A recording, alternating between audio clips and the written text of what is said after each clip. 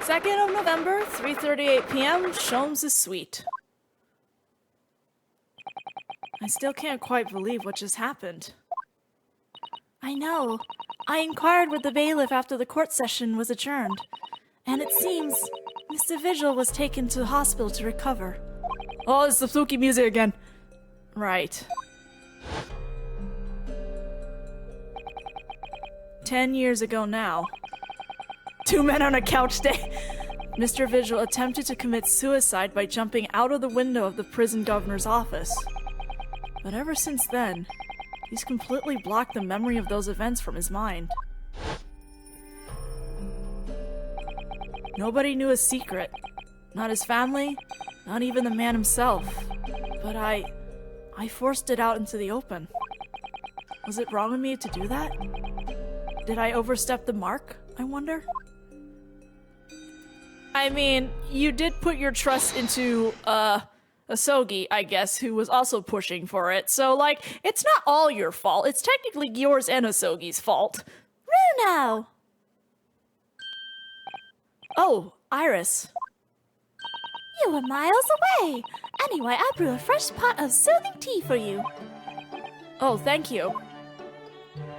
You and Susie have had an exhausting day so far, haven't you? Oh. Thank you, Iris. How thoughtful of you. Do you happen to know where Mr. Sholmes is? When we came out of the courtroom back into the defendant's antechamber, he disappeared. Oh, no, I don't know. He just suddenly sprang to his feet and left. All he said was, I must leave. I must go. My people need me. I wonder if he's pursuing the mystery of Inspector Gregson's death. Well, you know what Hurley's always saying, don't you? There are mysteries in this world that should perhaps never be solved. For the construction of a solution comes only at the expense of the destruction of something else. Equivalent exchange? What does that mean? He knows very well that when you open someone else's old wounds, you often open your own too. But he just can't take his own advice and leave well alone. Solving mysteries is too important to him. That's so true. But that's what I like about Hurley, after all. I suppose that's a lot of a great detective, in some ways. A lot. So then, let's have tea, and then I'll give you a hand. Oh, do you have time, Iris? Yes, I finished this month's manuscript at last, with barely a day to spare before the deadline. Oh, I'm so looking forward to it. A brand new story to read in the Adventures of Herlock Sholmes. You know, I always hide Hurley's violin in the days before I have a deadline. You do? Poor Mr. Sholmes. I'm sure that's very wise, Iris. How sensible of you. Now then, my dear fellows, let's make a plan of action before we continue our investigation. Actually, can I present my armband? I think you say something interesting now. Iris, have you seen this? Your armband? The symbol of a defense lawyer in Japan. Ryuno, you've shown that to me 1,000 times. Oh, have I? The thing is, I just feel wrong if I don't have it on my arm, you know? Well, if you ask me, I think you should try wearing something different every now and then. Oh, really? Like what? Well, I could make something for you if you like. How about a band that squeezes your arm when the person you're talking to tells a lie? There it is! I got the line! I'll keep a space free on my left arm then. That is definitely a hint to Apollo Justice. Let me see, do I get this too? I thought it was strange, you know?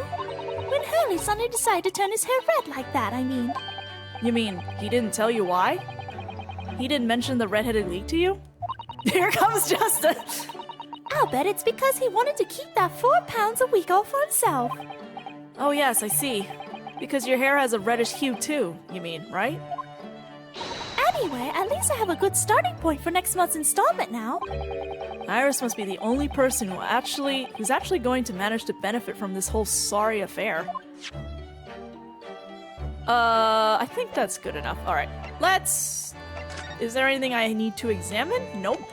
Okay, let's talk. Hello, Iris. So how did it go in court this morning? Well, we still don't know the truth about what really happened, but one thing's increasingly clear. Lord Van Zeeks definitely didn't do it. Oh, goody! Yes, that's right. We managed to uncover several new facts as well. Oh, really? I've already checked the mass, so... And there was another development too. Kazuma. Yes, it's quite clear now that Kazuma-sama is not himself. The way he's acting, it's almost as if he's possessed. I know. I mean, at the end of the proceedings earlier, he was like a bloodhound the way he was chasing down Mr. Vigil's forgotten past. He's not normally so mercilessly persistent.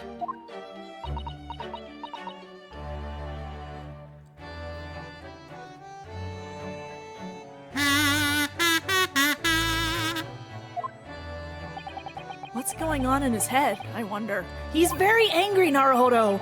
I really need to sit down with Kazuma and try to understand what he's going through. Alright, we get to talk to him, like, properly! If Gregson was really murdered the day before his body was discovered, then Lord Van Zeeks has to be innocent, you see? What? The day before? Well, that should be easy enough to work out, just by examining the corpse, surely. Yes, you would expect so, but curiously, no time of death was included in the autopsy report. Yes, it is time, eventually. That is curious. There are still unanswered questions about Lord Van Zeeks, though, aren't there? Do you mean... I mean, what was he doing there on Fresno Street that day, in the first place? Well, according to the man's testimony, he said he was investigating Inspector Gregson, didn't he? And it turns out that little room was actually the inspector's secret office. Ooh, that sounds like it has all the makings of a wonderfully devilish plot. But then, why was that notice board in there covered in all those particular papers? Papers about cases with a link to the Reaper. I'm starting to get a bad feeling about all this. Oh dear, that sounds more like something horribly devilish. We must start by looking into Inspector Gregson's movements of late.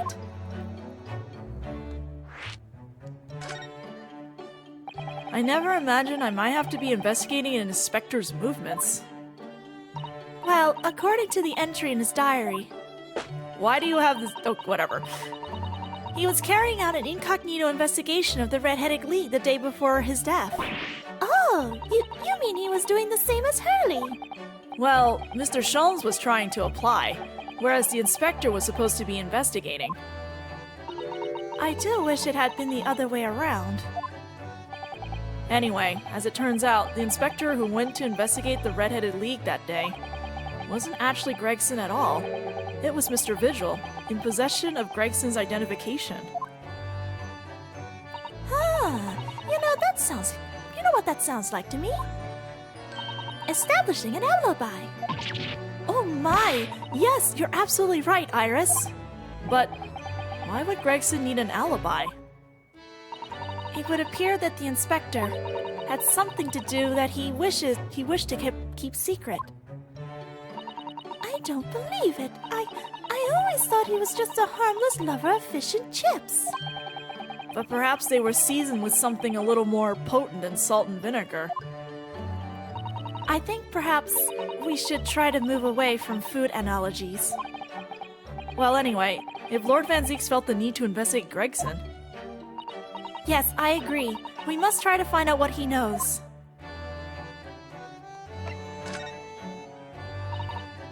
Vigil, you say? Isn't that the name of the lady who came to visit Hurley yesterday? That's right. To ask Mr. Sholmes if he would help her to find her missing husband. Only Mr. Sholmes completely passed the buck to us. Actually, didn't you say that Mr. Vigil had been taken to the hospital? Do you know which one? It's St. Sinner's. I'm starting to wonder if all the other hospitals in London have closed down. But that's amazing, Runo! You found the lady's husband already. Well, I suppose I have, by accident. And 10 years ago, at least, well, if anything, there's St. Sinner's and St. Bartholomew's. We know two hospitals at least exist. And 10 years ago, when while Mr. Vigil was the chief warder at the prison, he was responsible for overseeing the professor's incarceration. No! So when the convict escaped, he was held responsible and immediately dismissed. Oh, sometimes I really don't want to grow up. There's more. For 10 years after that, while he was substantially working as a peddler, he also had another secret job. He was paid by Gregson to be a stand-in, to impersonate the inspector.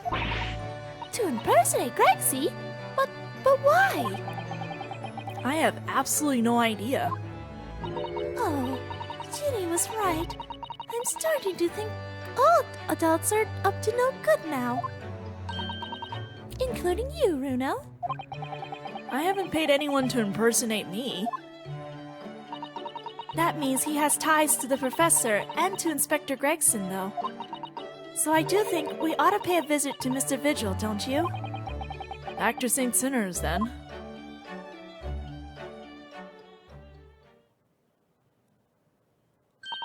Well, I think it's clear what we need to do, isn't it?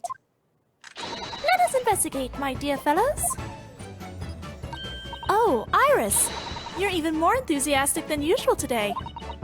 If anyone has anything to hide, my special Wilson shooting iron will soon set them straight.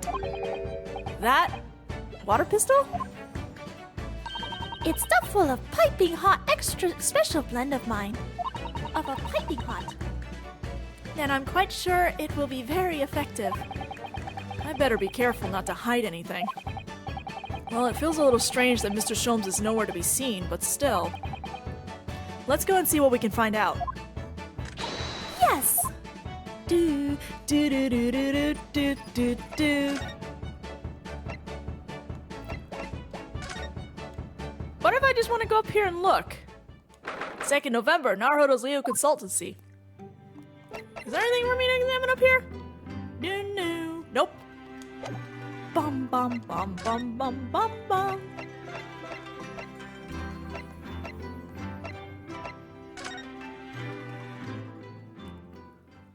Second November, St. Sinner's Hospital, Ward 3. Oh, he's not here yet. I guess we'll just go in order. Let's go in order. Okay, he's here. The boy with the ass. 2nd November, British Supreme Court. Lord Chief Justice's office. Boy with ass has arrived.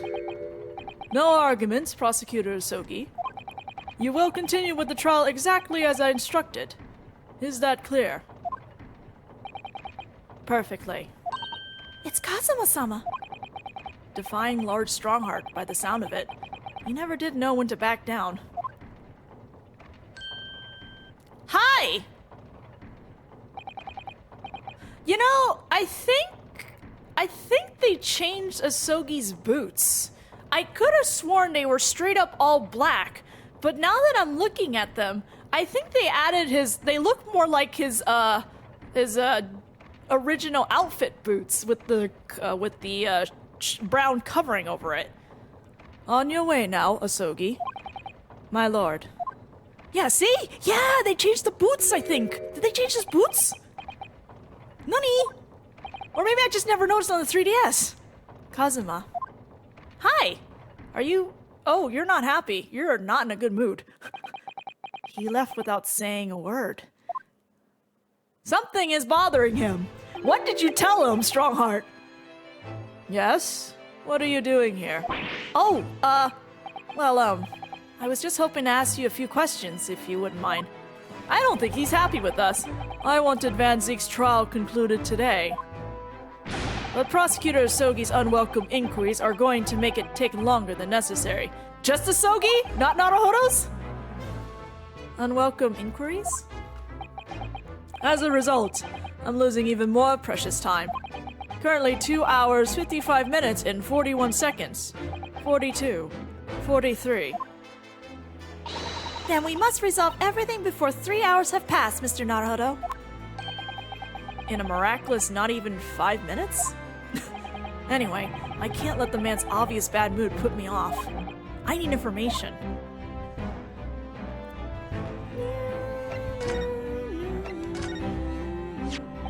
Are you aware of the Red-Headed League, Lord Strongheart? No, I didn't read that advertisement. It seems they were trying to swindle redheads. I see.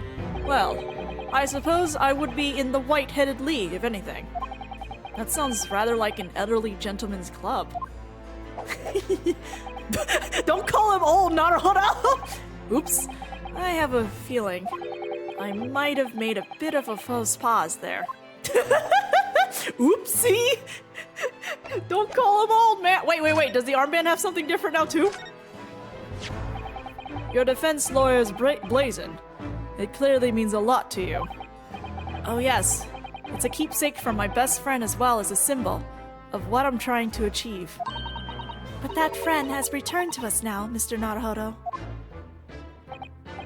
Well, until it's time to return this to him, I intend to keep wearing it proudly on my arm. But that friend is going to face you in court, Mr. Naruhodo.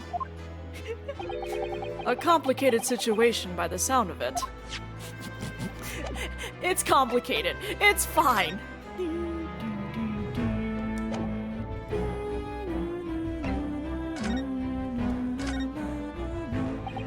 Does Prosecutor Osogie believe that Lord Van Zeeks is the Reaper? I wouldn't know. It was 10 years ago, in that fateful closed trial, that Lord Van Zeeks made a name for himself among the judiciary. But the next trial he fought, he lost. It meant the ringleader of a criminal organization was acquitted, thanks to all the jurors being under duress. But that's awful. The man's freedom was short-lived. He lasted just 3 days. Yes, let me see. He died in the rock slide at his place of work, I believe. Correct. That was the inauguration of the Reaper of the Bailey. People believed Lord Van Zeeks was responsible? He was brought to trial himself, but it was shown to have been an accident. So he must have had a solid alibi then. Nevertheless, the mystery deaths continued. Mysterious. In total, 16 persons perished in unusual circumstances, ostensibly at the hand of the Reaper.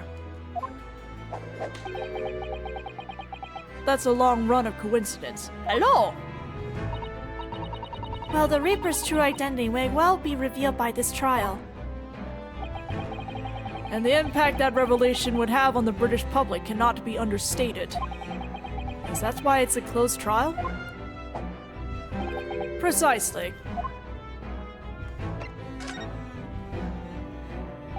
This courtroom hasn't seen a closed trial for 10 years. So the last one was the professor's, the trial of Genshin Osogie. Correct. Actually, we heard that originally you were going to prosecute that trial yourself, Lord Strongheart. Van Zeeks entreated me to relinquish the prosecution to him, that he might avenge his brother's death. And here we are, 10 years later. With the son of the man Van Zeeks had condemned, now looking to avenge his father's death in the same way. It's almost poetic. They do say that what goes around comes around. However, it would seem that the new young prosecutor is harboring some ulterior motive as well. Kazuma is? I like my organization to run smoothly, in the exact manner that I prescribed. As with the giant clock in here, I won't tolerate a single cog being out of step with the others. Oh, boo-hoo. Ah, so that's what all these gears are about in here. If the young man refuses to mesh with the other parts of my great machine, I will be forced to take steps. What? What do you mean? Do you think Vortex just likes, clock ASMRs? Just the gears ticking-talking? Just a thought. Not something with which you need concern yourself. Okay. In any case, all your questions will be answered tomorrow. Will it really, sir? I'm gonna drink water now.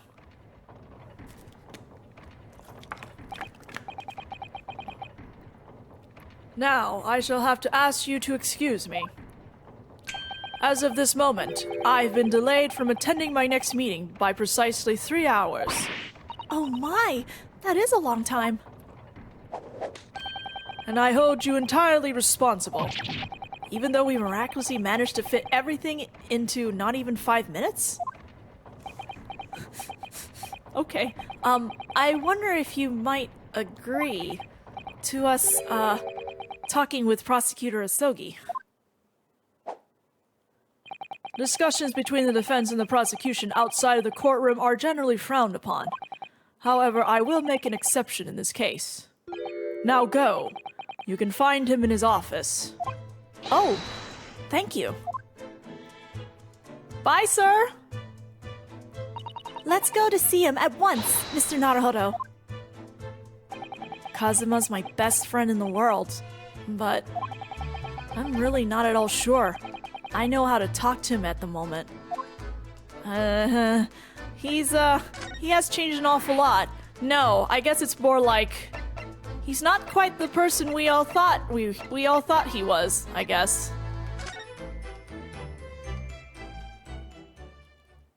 A smiley sticker of approval. 2nd of November, prosecutor's office. Hey, it's a new setup.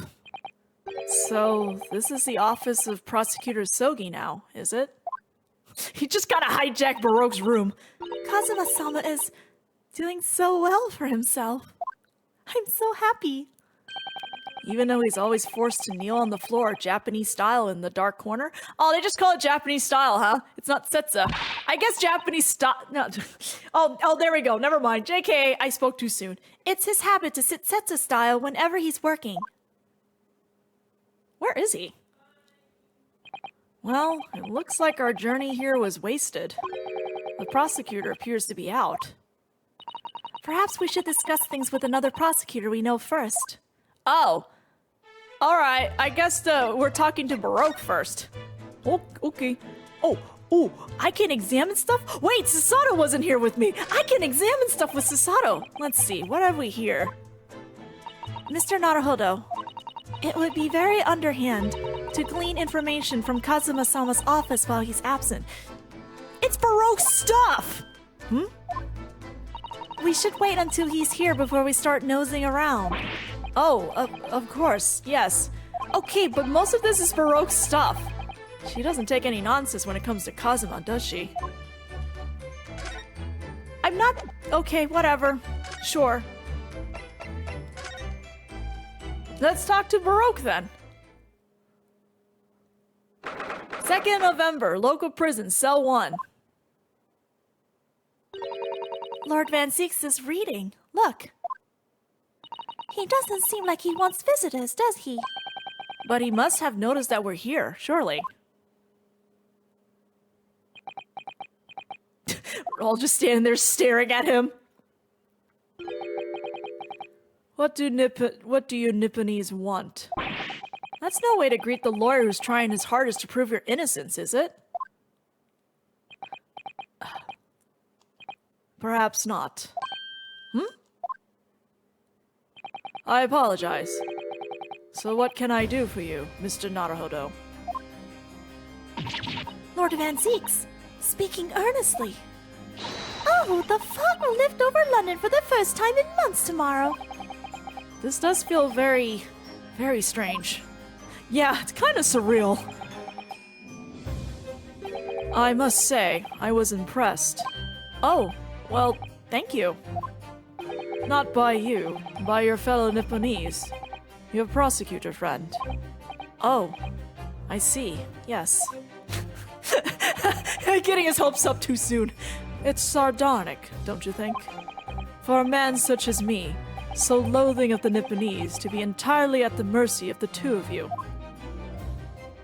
I suppose it's retribution for having played the part of the Reaper all these years. Played the part? Alright, first things first. I think we have some new dialogue, so I'm gonna present two things. I think you know that this is worn by people in my country to show that they're defense lawyers, don't you? And I think you know that I believed you to be merely playing at lawyercraft initially. This is not new dialogue.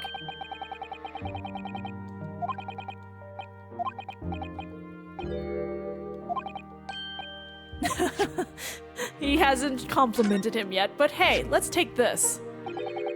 It's not for me. That's not why I was showing you it. I suppose if it was a black-headed league, you would have no hesitation. None whatsoever. Sadly, my own hair could no more be described as black as it could red. I remember this dialogue. So good. What colored league should I join then? People are troubled by the most unexpected problems at times. That's almost line for line. That's great. Hikari did a good job with the translation. Like, that's literally line for line.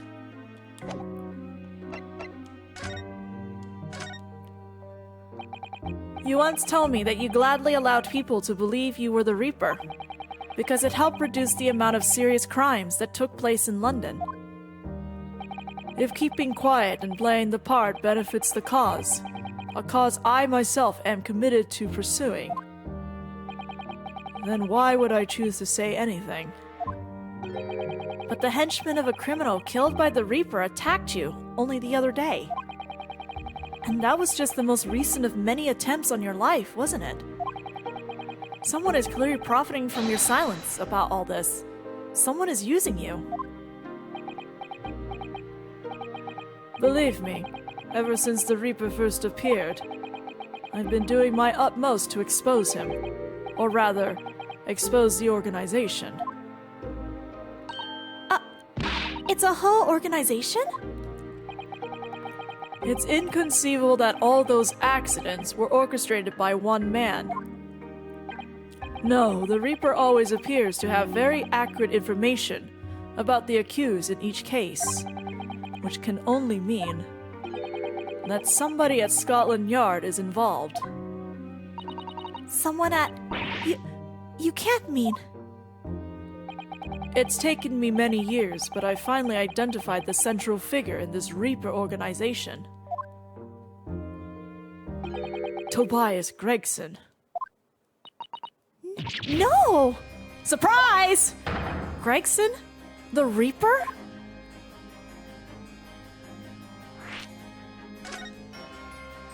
So, the reason you were investigating Inspector Gregson is because you intended to expose him as the Reaper? As I said, the Reaper of the Bailey is no single person.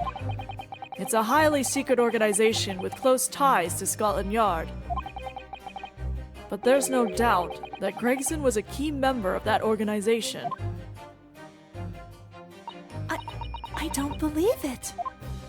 Are you saying that that he was behind all these awful criminals, meaning they're... Gregson didn't do the dirty work himself.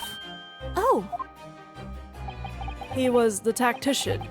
His job was to covertly investigate the marks and plot their assassination.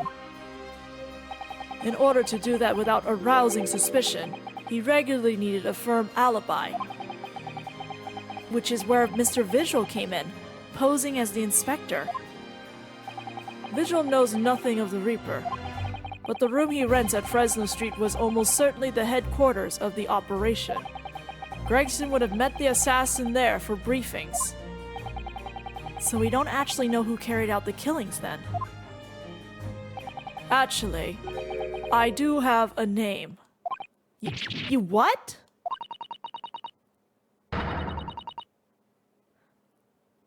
I kind of wish it wasn't either, but this is a pretty nice twist. Well, if you can name the man, you have the true identity of the Reaper already then. Or, if I could name the woman. Oh. A woman, you say? She's a young woman by the name of Osogie. Oh yeah, that's a very British name. Wait, what? Shin? Assassin, aka assassin. Miss Osogie, the true name of a terrifying killer I know only too well. Surprise! She came to Japan posing as a visiting student and murdered Dr. John H. Wilson. Then, just when it seemed that diplomatic protection would help her escape Japan and conviction, the mysterious woman was herself murdered in a small summer beach hut. And that woman was actually the Reaper of the Bailey? Hold on. So she's one of the people on the names. Now we know what it is. Osogie is also on that name. I think we should on that list. We should all be concerned. Mr. Naruhodo, this perhaps isn't the place to discuss. No, of course not. We can't mention it here. The fact that she killed Dr. John H. Wilson. Because Iris doesn't know. And it's very likely that the man was her father. Huh? Osogie, I should let father know at once. Yes, I agree. Oh, so they changed the specific line here pretty soon. Pretty soon we're gonna get there. Actually, I think it's coming up. So, we all know. It's pretty well known if you play through the, if you watched or watch the sub or my translations, not my translation, but my LP of it, Naruhodo described Osogie as his pride and joy, but they have apparently changed the line now, so it's something else. Kazuma, isn't it? Kazuma Osogie. You say he's a friend of yours. My best friend. He's the whole reason I got to come to Britain. It was all on his merits. I have nothing but respect for him. I think it's right there. I think that's the line right there. I don't know, I'm not feeling it. I don't feel the same with this line. I get where they're going with this. I guess they're trying to be a little bit more ambiguous about it, but I'm gonna miss pride and joy. I'm gonna miss that line. Rest in pieces. Yes, I understand that only the very best students are selected for such opportunities. And I had a fine demonstration of how sharp he is in the proceedings earlier today. He missed nothing. In fact, his flawless performance very much reminded me of his father, Genshin Osogie, the professor. It's true that the aristocracy at the time was the root of numerous grave societal problems. They were abusing their power, playing with the common man as pawns in politics, in economics, in war. Yeah, but it doesn't have quite the same impact. More words don't generally mean it's better. In many ways, Osogie was carving out a canker from society that we British couldn't deal with ourselves. I see. But that's precisely why it makes no sense. Clint Van Zeeks was a noble and upstanding man. He wasn't corrupt. Why did that damn Nipponese have to go and take my brother's life? In spite of having once saved mine. He saved your life? How did that happen?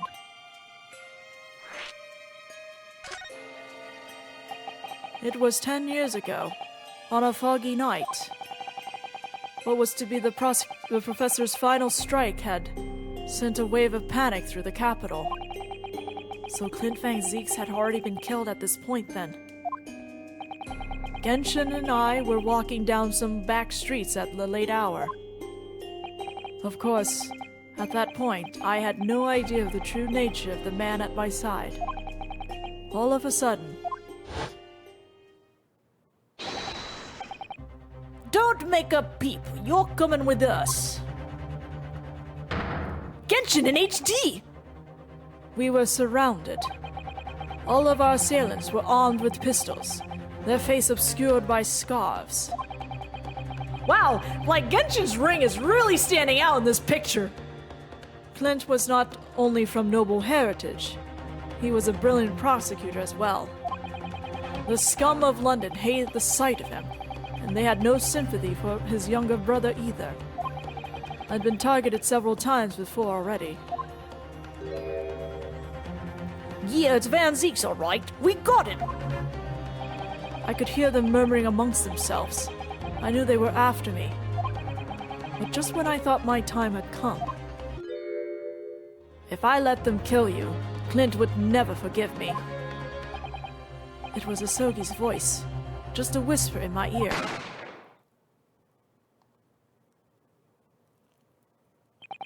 After that, I don't remember exactly what happened. The next thing I knew, there was silence all around. Genshin laid on the cobbled street. Blood was seeping from his left hand. He shielded me.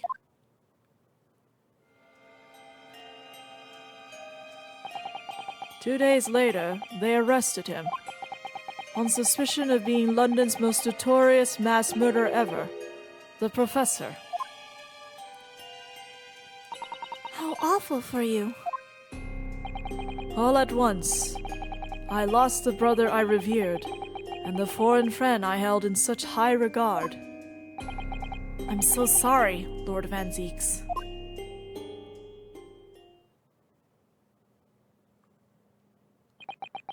That's the end of my miserable tale.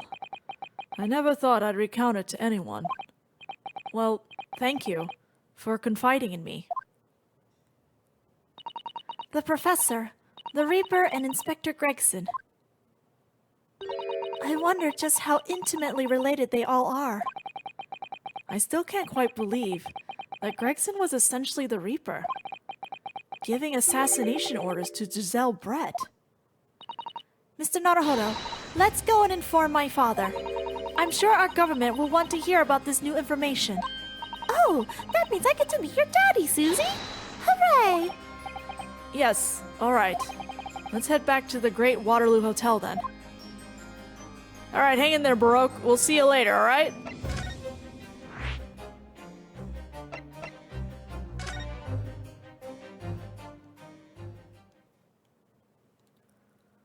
Second of November, Great Waterloo Hotel foyer.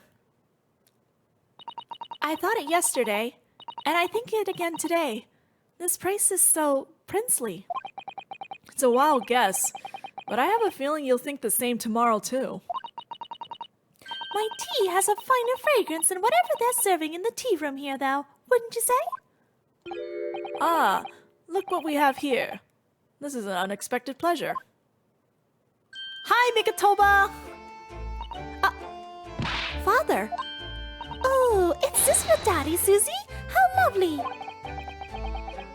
What a charming young lady. And you are?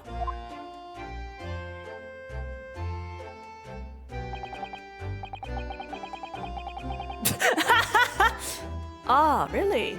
So you're the author of The Adventures of Sherlock Holmes, are you? Almost slipped in the other name.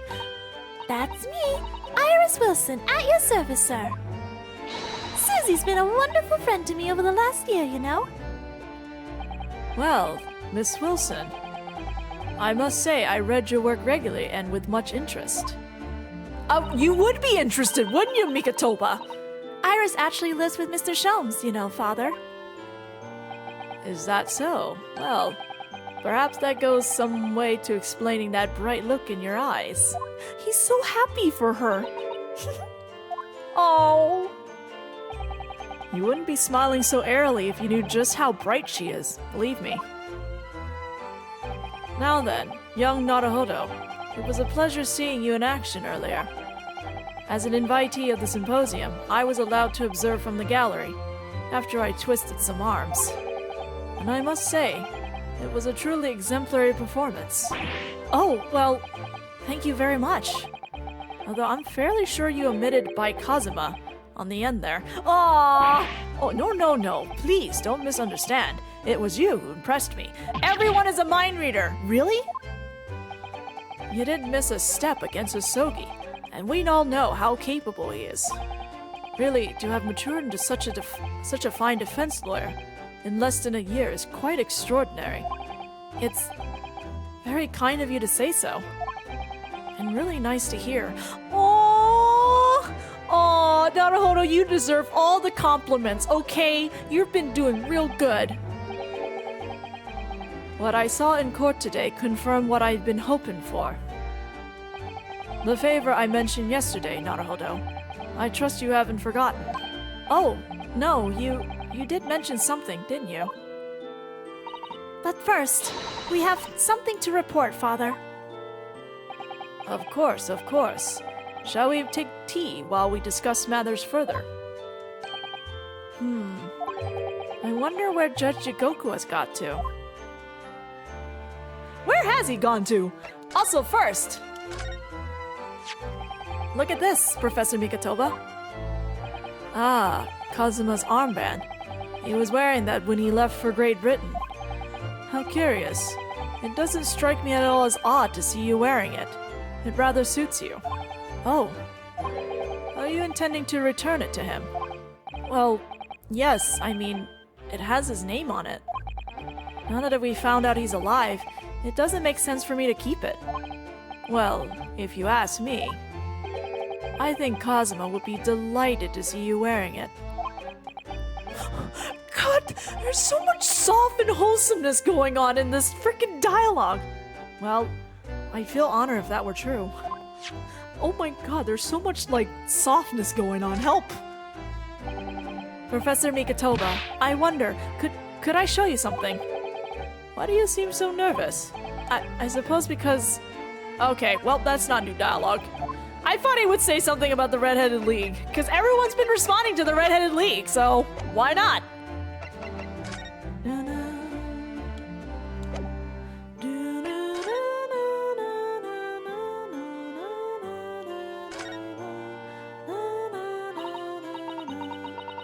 Father, do you know about the so-called Reaper of the Bailey? I've heard rumors.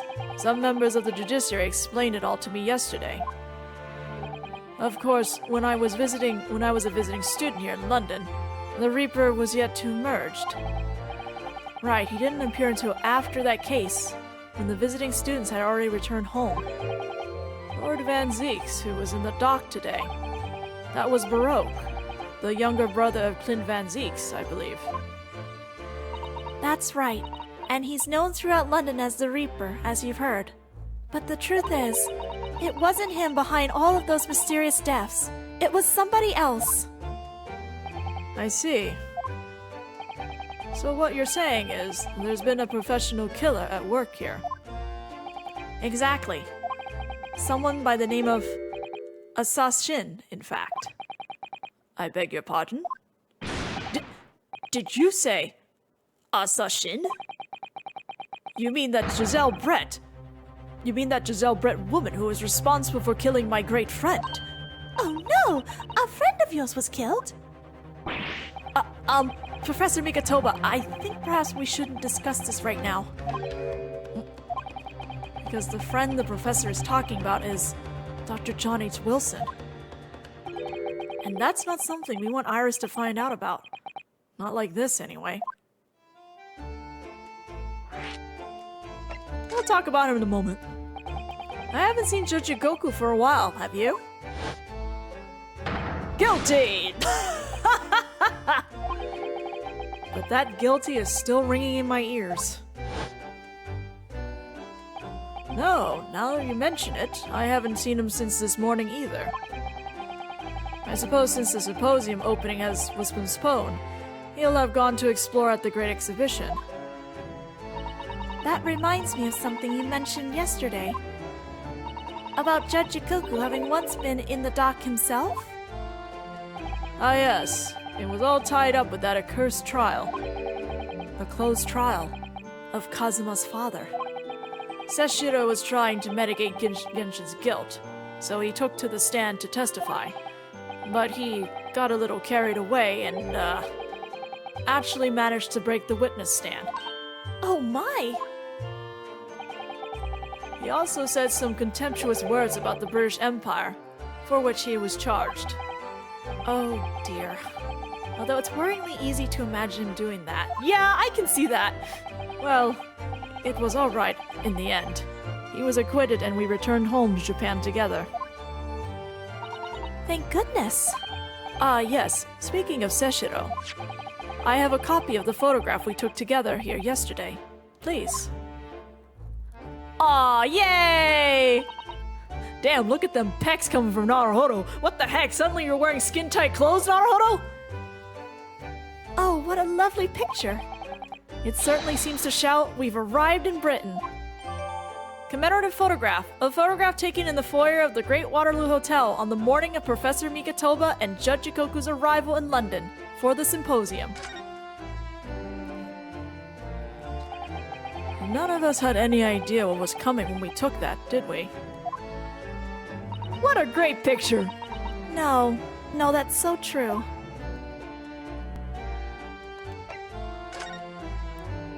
So, you mentioned a favor that you'd like to ask me.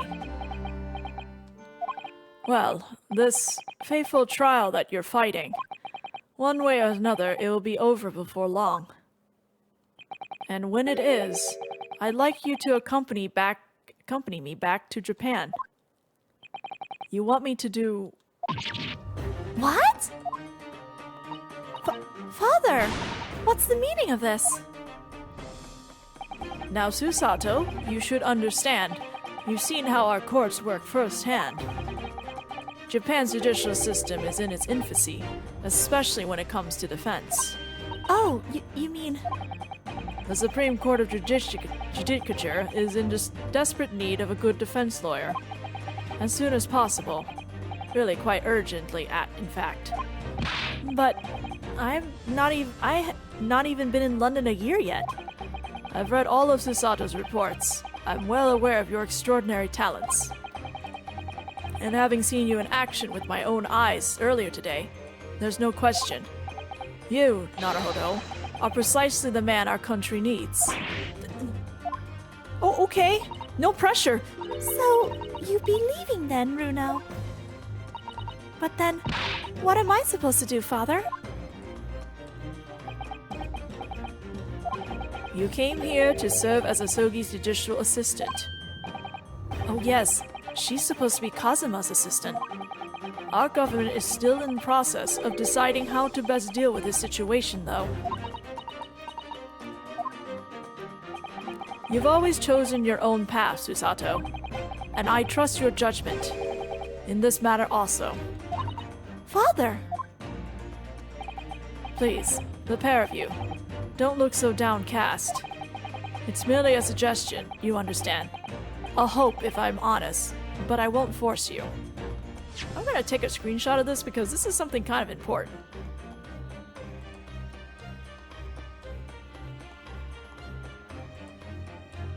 I want to save this dialogue.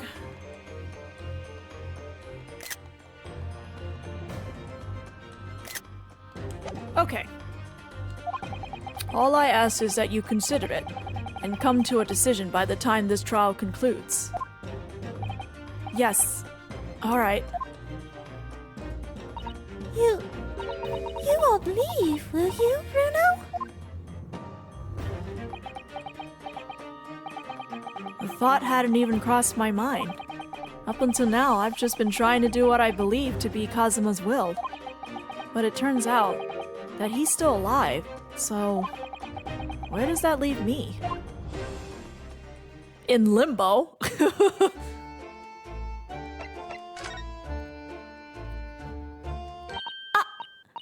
I just remembered something. Biscuits! This hotel has the most delicious looking biscuits. That was rather out of the blue. She's doing this deliberately.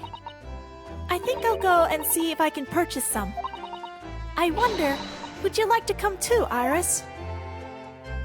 Oh, yes! You just try to leave me behind. Biscuffs!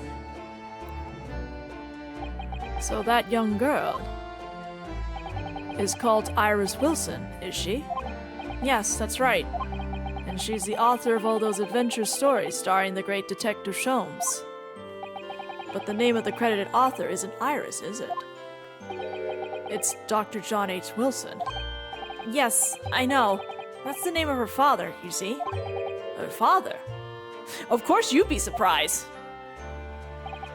Dr. John H. Wilson. I was deeply indebted to the man for all the kindness he showed me during my time in London. That's why I was keen to reciprocate and invite him to the Imperial Yume University for 4 years. 4 years ago, excuse me. But he was murdered last year by Giselle Brett. Why? Why would the hand of the Reaper stretch all the way to Japan? Iris knows nothing about that case, but it seems very likely that the victim, Dr. Wilson, was her father. Well, I can't say that we ever spoke about his family, so I don't know if he had a daughter or not. But I think I can say with some certainty that he was never the great detective's partner. So, it could have been another Dr. Wilson, you think? Ha ha ha, Mikitoba leaving these little sly hints. Come on, sir! Well, John and Wilson are both common names, after all. Still, it's probably best not to mention this to the young lady until we can be sure. That's what we thought, yes. We're back with cinnamon biscuits. Man, I'm hungry. Ooh, they smell delicious, Iris. I think cinnamon will go very well with the tea they serve here. Don't you, Susie? Yes, I'm sure you're right, Iris. I want biscuits now. Well, if you'll excuse me now, I need to telegram government ministries and the Japanese police with this information about Asashin. Of course, Father. Thank you. I look forward to next month's installment, Miss Wilson. Oh, good. And please, do come to Baker Street sometime, won't you? We love to entertain you. I would be delighted. The best of luck for tomorrow, Naruhodo. And give my suggestion your full consideration, won't you? Yes, I will. Going back home?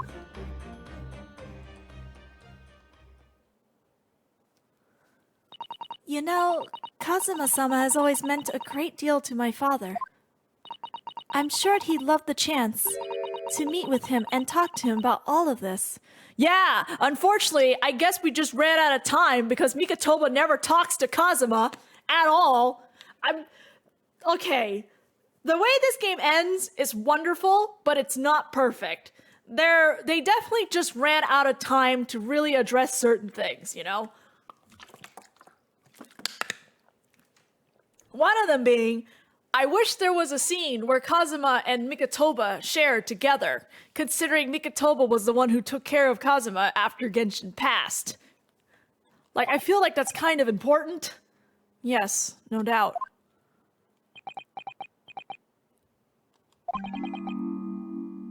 Asashin. Of course, it's so obvious. How could I have neglected to consider the possibility before now? Sholmes, where did you...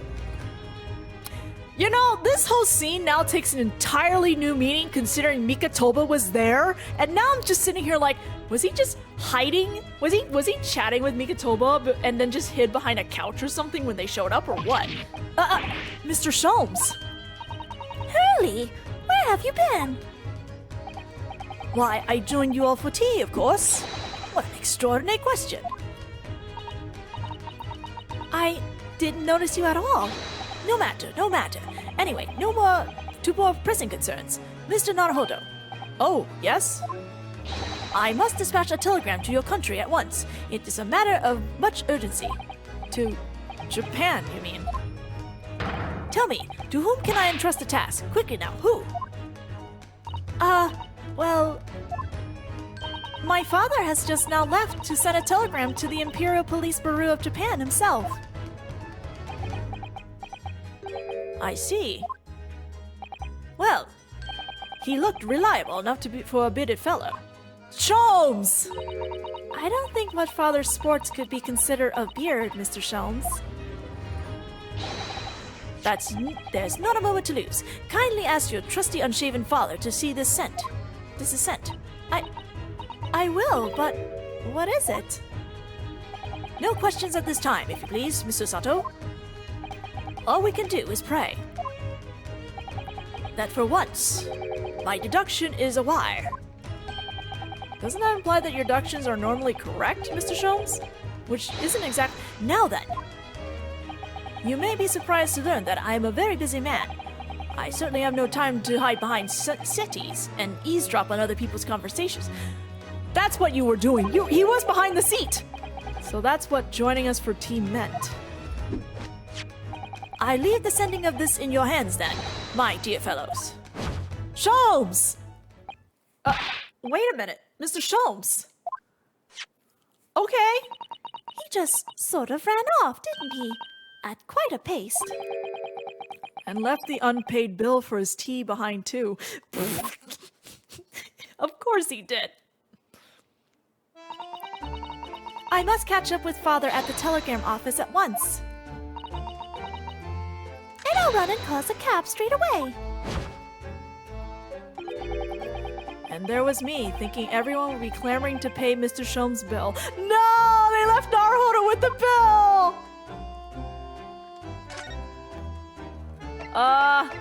Where am I going now? Am I finally going to, Oops, wrong place.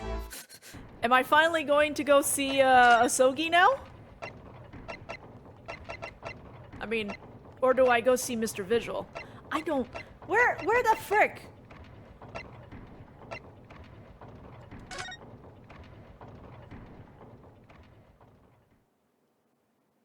Oh, I believe he's back at the office. 2nd November, prosecutor's office. He's here! Boink! Take that screenshot real fast! Thank you! Kazuma. I got him! Sir! Holy crap, your theme music just suddenly plays. Thank you, hi! I thought it wouldn't be long for you before you paid me a visit, Ryunosuke. I mean, we were here earlier, but you weren't. I was right about what I said, wasn't I? Sorry? That you have all the makings of a great defense lawyer. Well, I always believed that you'd fulfill your dream of advocating in the British court. I just never imagined for 1 second that it would be as a prosecutor. I know, right? His prosecutor theme just blares at the start. Seeing you stand in a foreign courtroom, so gallantly realizing your dream, Kazuma-sama. I'm truly happy for you. Aww! And I'm truly thankful to you, Judicial Assistant Mikatoba. Oh my god, you two. Ryunosuke. I always thought it would be fun for you and I to shake up the British legal system a little together. This isn't quite how I envision it, though. I suppose it's just another twist of fate. I've learned a lot of things during my time in London. About how Susato-san's father was himself a visiting student here once, along with Judge Jigoku. And about what happened with your father. Then you'll have no difficulty understanding why I had no choice. Why I had to find a way to get to Britain as a visiting student myself. I want to hear it from you, Kazuma. As you wish, Ryunosuke Naruhodo. We finally speak! And I was too slow taking a screenshot. God damn it. Alright, whatever. Got it. Kazuma, this is your armband. Actually, I think it's yours now. Sorry? You're the defense lawyer. You have a talent for it. I've always known that you would. And now you've chosen to take that path in life. As your friend, I couldn't be happier for you, or more proud. Kazuma, I'm tearing up. So you keep hold of that. Besides, I'm a prosecutor now. That armband would have no meaning for me. You know what? I don't even know it's gonna fit you anymore, Kazuma, considering you probably were working out on those freight ships. Well, if you're sure. Thank you, my friend.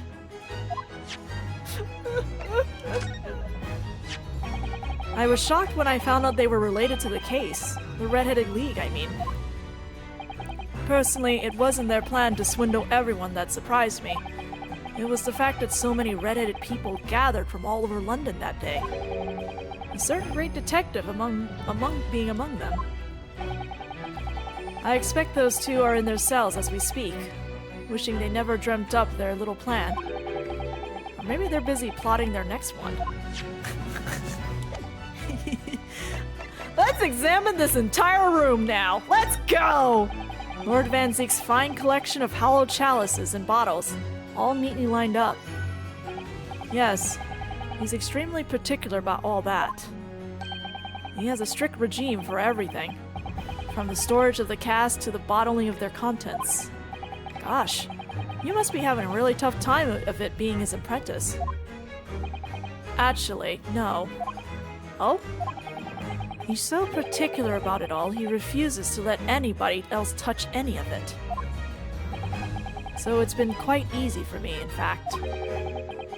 Talk about weird. Yeah, Kazuma had a pretty easy life as an apprentice. Just paperwork. There's Lord Van Zeek's incredibly stylish desk. It's not my style, though. No, I noticed he'd been working at the little table on the floor. Kneeling down Setsa style. You would think that would, like, clue in Baroque that something is not quite British about this guy. I thought it was some kind of punishment set up by Lord Van Zeeks when I first saw it. I find it the most comfortable way to work. I can't do it. After a couple minutes of sitting with my legs folded under me, they start to go tingly. Don't exaggerate, Ryunosuke. We both know you can't even manage a minute. The localization is brutal. The original dialogue was 2 minutes. He wouldn't last 2 minutes. They dropped it down to a minute. Also, you could probably read this entirely differently. And screenshot.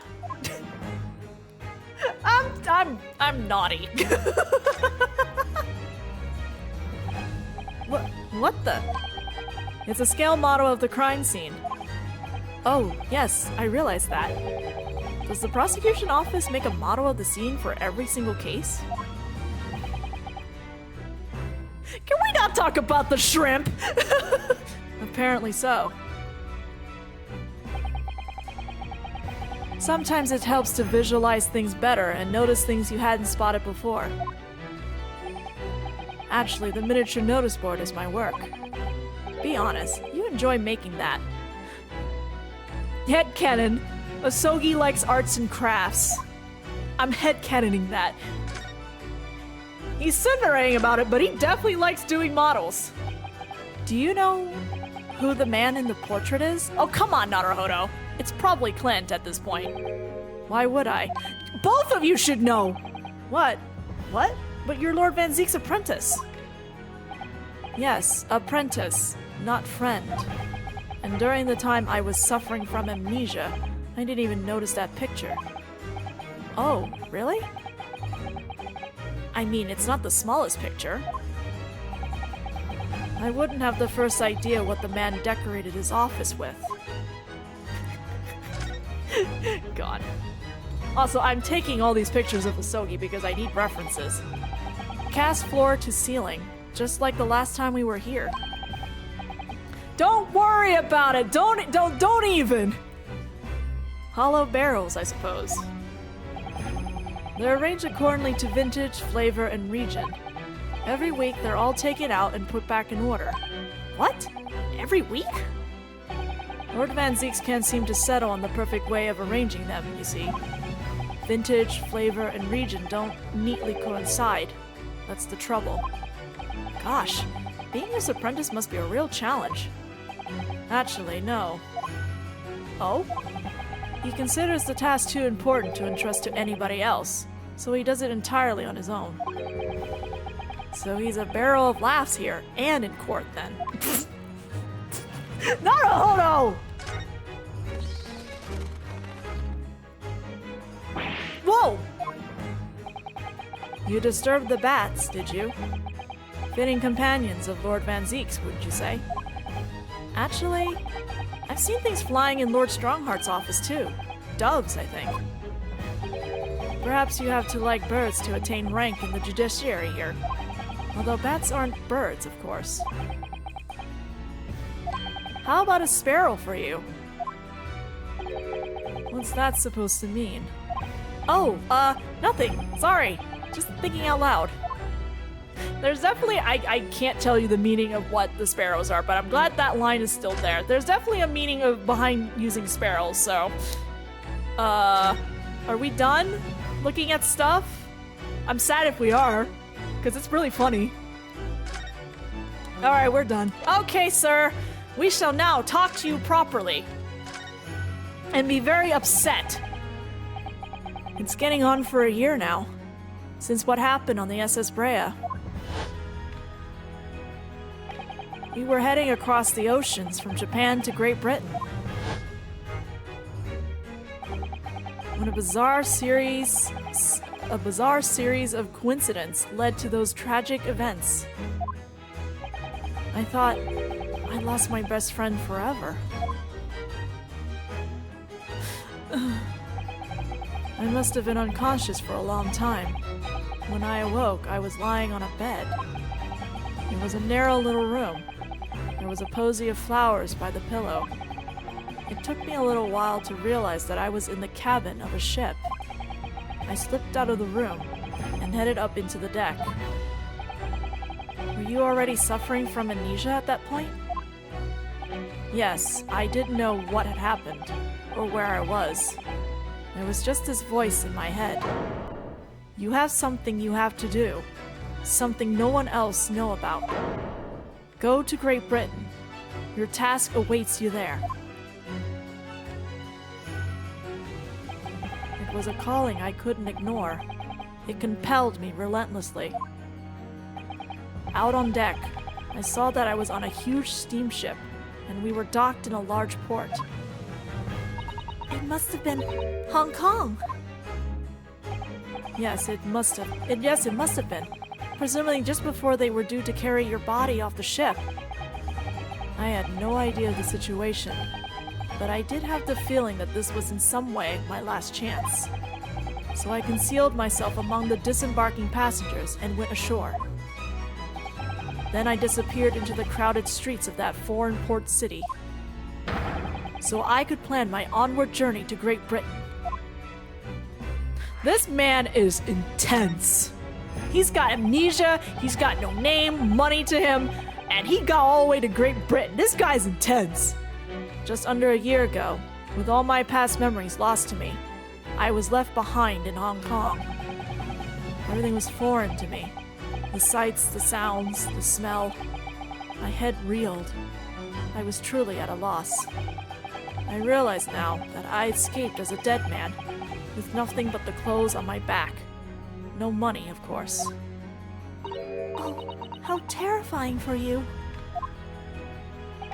Luckily, though, I had 2 feathers in my cape. In my cap.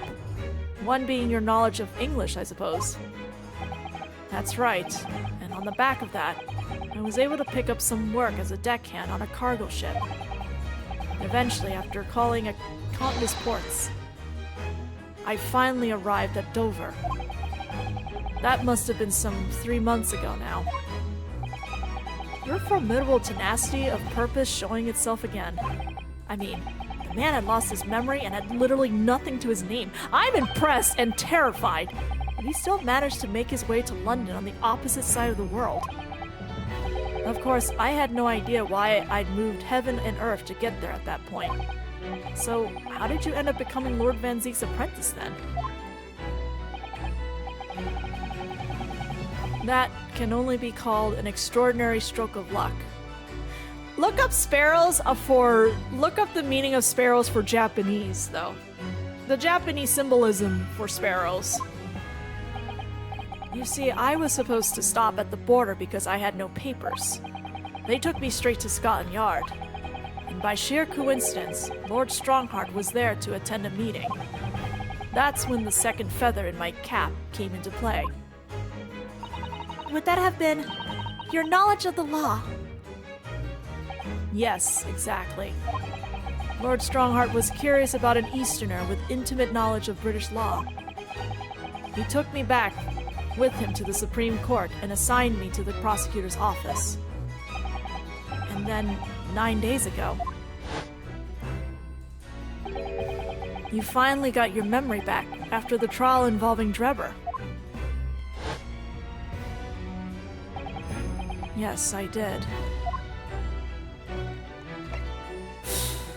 Alright, we're gonna talk about your dad. Sorry. Ever since I first met you at Yume, you talked about your dream. Is it still your dream? Mark my words, Ryunosuke. I'll be chosen as a visiting student and make my way to Great Britain someday. Is it still your dream? Did you know the entire time about what happened to your father here? 16 years ago. Oh, baby! When my father left on that exciting trip to Great Britain, I was just a boy. We took a photograph together the day before his departure. It's my last memory of him. But what I remember most about my father is his unswerving sense of justice. Swerving! 6 years after he left, a gentleman called at our family home. He told me that Genshin, my father, had been taken ill in England and passed away. It was Professor Mikotoba, your father, Susato-san. Oh my! Ever since then, the professor was very good to me. He even helped to fund my university education at Yume. I'll be forever in his debt. But nevertheless, I just couldn't bring myself to believe what he told me. Oh. Then one day, a letter arrived at our house from Britain. There was no indication of the sender, so I opened it, assuming it was from an old acquaintance of my father. What I read in that letter changed my entire life. What did it say? It said that my father had been a mass murderer, and the writer cursed the Osogie name. Oh no! As a result of that letter, I found out what had been hidden from me all those years.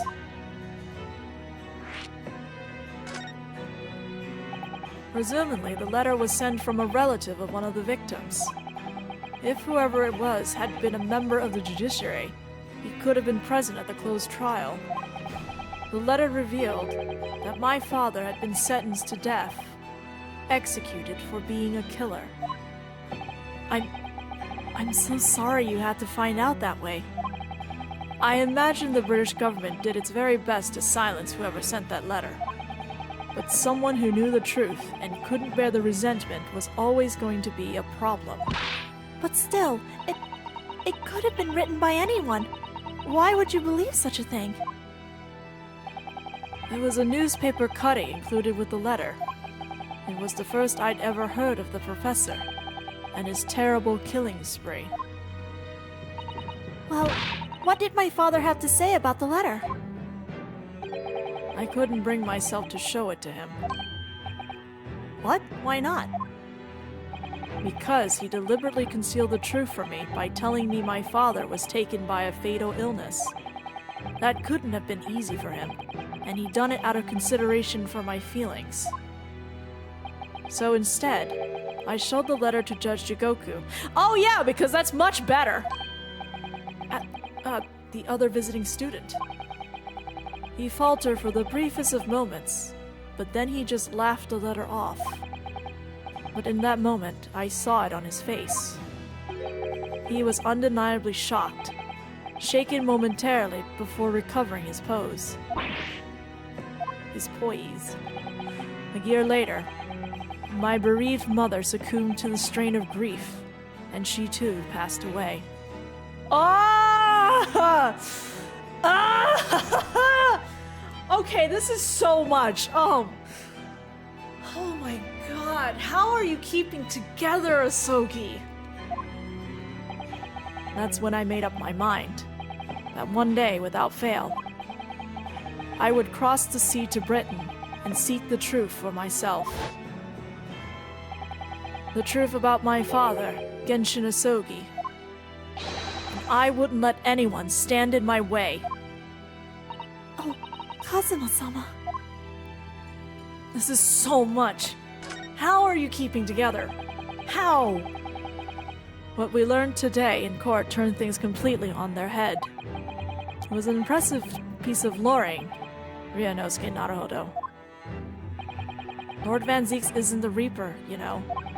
I almost don't want to believe it myself, but it turns out that Inspector Gregson himself, the victim, was... It's clear that the Inspector was behind the Reaper's activity all along. What? You mean you knew? The real question is, who's been giving orders to the Inspector? Yes, Baroque Van Zeeks is the real Reaper. And I know that 10 years ago, it was him who decided my father must be a mass murderer and sent him to his grave. No! He was merely saying that justice was done as the law dictates. He's not to blame. Ultimately, it's people who condemn people. The law is just a tool that they use to do it. And when a man condemns another, he must take responsibility for his actions. Of course he must. But I know for certain that my father would never have taken another man's life. Kazuma. On the contrary, my father's life was taken by the Reaper. Okay. What am I presenting now? Oh, do I have to present something? I have to present something. Do I? Hold on a second. Time to check the script.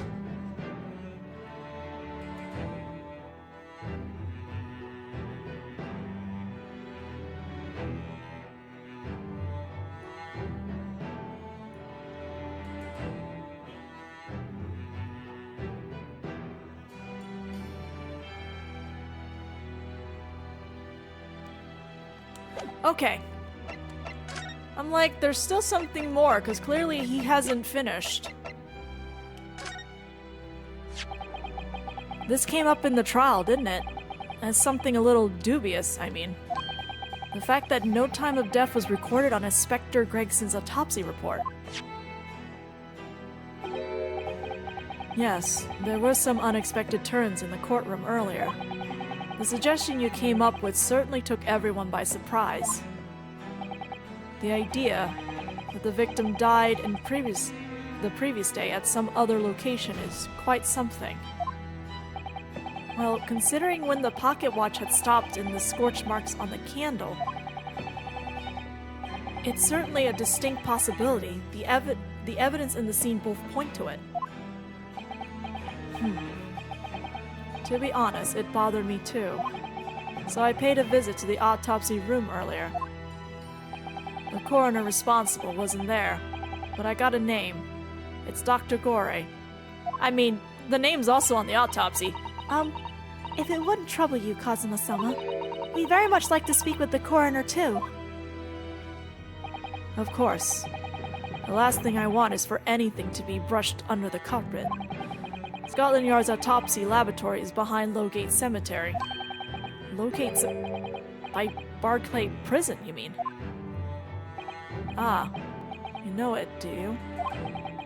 The prison where my father was incarcerated and robbed of his life. Kazuma-sama. Well, thank you. We'll pay a visit to the laboratory later today. There we go. I'm drinking water now.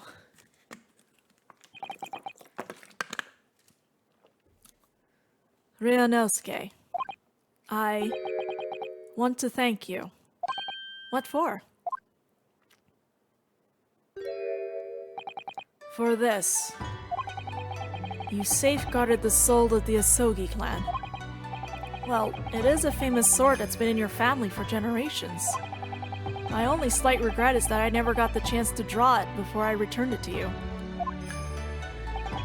Karama is said to have been forged by a master swordsmith during the Sengoku Warring States period. I came from a long lineage of warriors, many of whom were expert swordsmen. Well then, you're a chip off the old block, I'd say. This blade, Karama, is the symbol of the Osogie clan's honor and might. Apparently, one of my father's apprentices even took the blade's name for a surname. I'm sure he did. Really? Karama. It does sound formidable, that's for sure. 16 years ago, when my father was a visiting student here in London, he had his sword forever at his side. Which is why it means so much to me that I have it by my side again now too. And that is all thanks to you. I'm taking that picture because that's soft. It was an honor.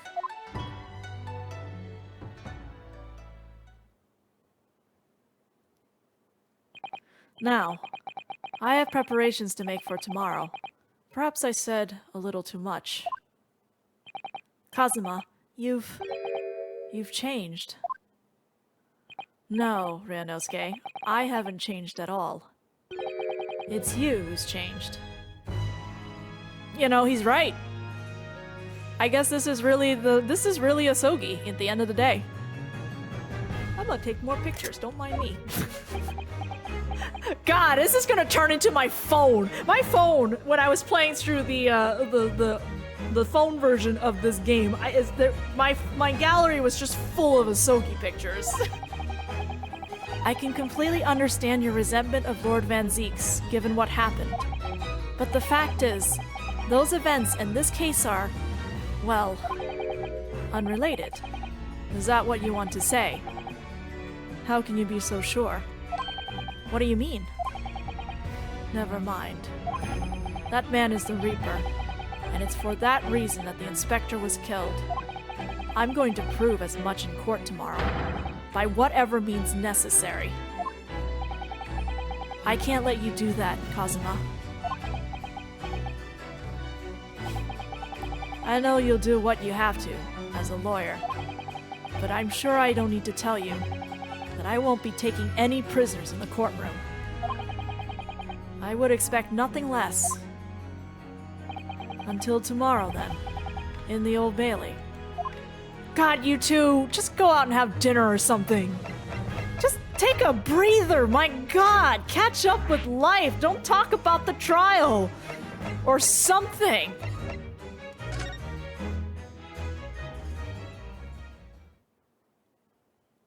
Second November, St. Sinner's Hospital, Ward 3. Courtroom dating years before Rightworth. This is the ward where Mr. Vigil was brought, apparently. To be frank, I'm a little worried about seeing him again. Sir! The lawyer. Hello again. Are you feeling better now, Mr. Vigil? Yes, thank you. Somewhat better. I'm so sorry to have caused you to... I mean, it was because of me. If I hadn't exposed your secret and forced you to remember things you obviously tried to forget.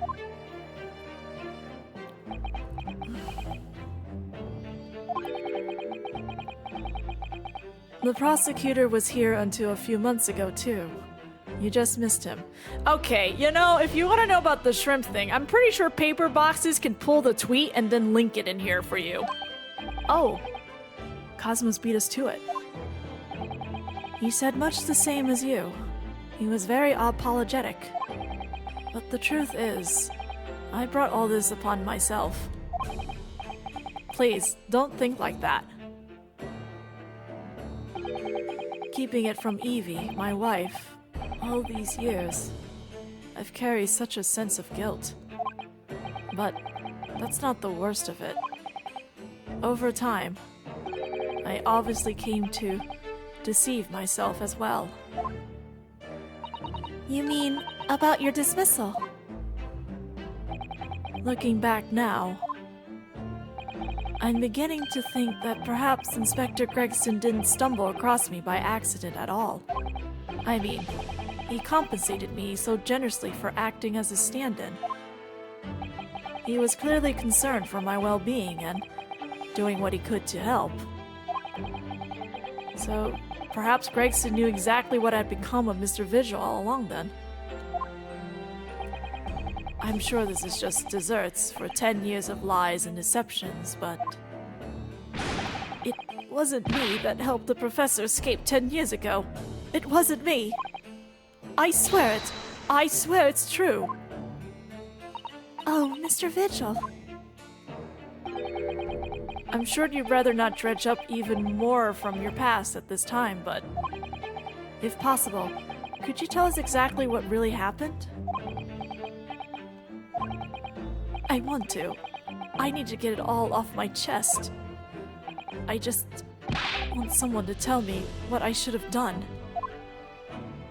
I think it was a lose-lose situation for you, Vigil. Mr. Vigil, would you mind casting your eyes over this? Oh, my head. It's throbbing. Oh no! It's too soon, Mr. Naruhodo. It's too much for him. It's an armband. It's too much for me seeing him swoon like that. Maybe I should lay off on the evidence for a while. No, we're gonna present one more. Mr. Vigil, would you mind? Oh, okay, he's gonna say the same thing.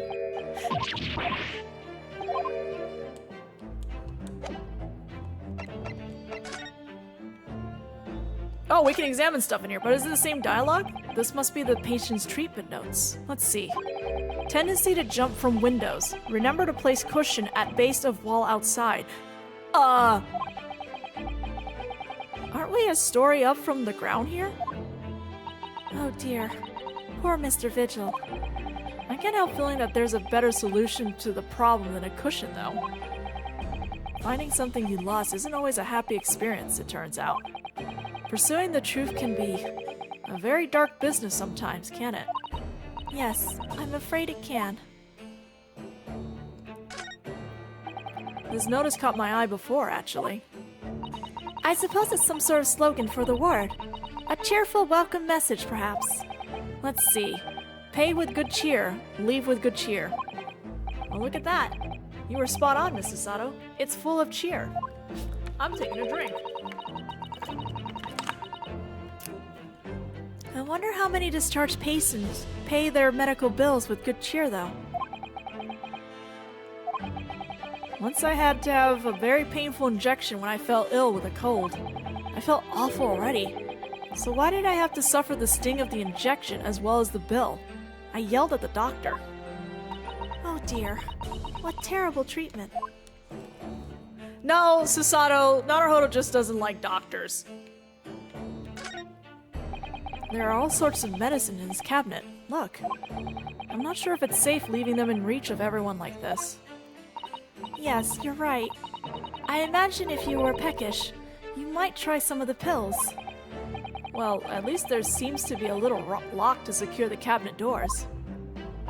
I don't imagine that would stop you if you were hungry. I worry that you break the lock. Hunger doesn't turn me into a criminal, you know, Mrs. Sato.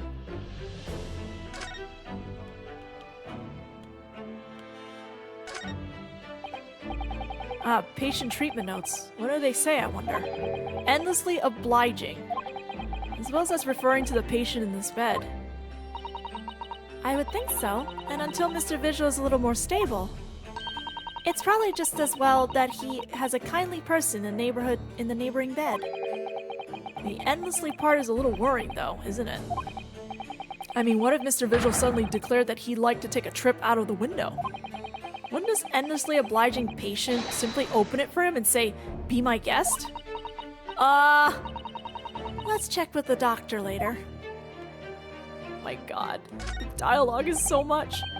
Look, a pair of crutches. Before we came to Britain, I hadn't realized they were used here as well. I imagine they were imported into Japan from Great Britain in the first place. Oh, so no one in all of Japan broke a leg before their arrival? Naruhodo! Anyway, the sight of these things doesn't bring back good memories for me. Oh dear. Did you injure yourself once and need to use some? When I was little, I thought they looked fun, so I borrowed a pair to play with. But then I slipped and sprained my ankle. I see. They contain powerful magic, those wooden staffs. The power to heal and the power to harm. Naruhodo, it's just you. I think a certain cheeky little boy managed to cause the harm all by himself. Holy crap, Naruhodo. There are lots of bottles in that cabinet there, aren't there? Do you think it's safe to keep them there? If you were a patient here, I feel sure you'd take some medicine by mistake when you were half asleep. That is a worry. But at least the cabinet has a lock, even if it's only a flimsy-looking one. Oh, I've no doubt you managed to unlock that somehow while you were half asleep as well. There are limits even to what I can do when I'm half asleep, you know, Mrs. Sato.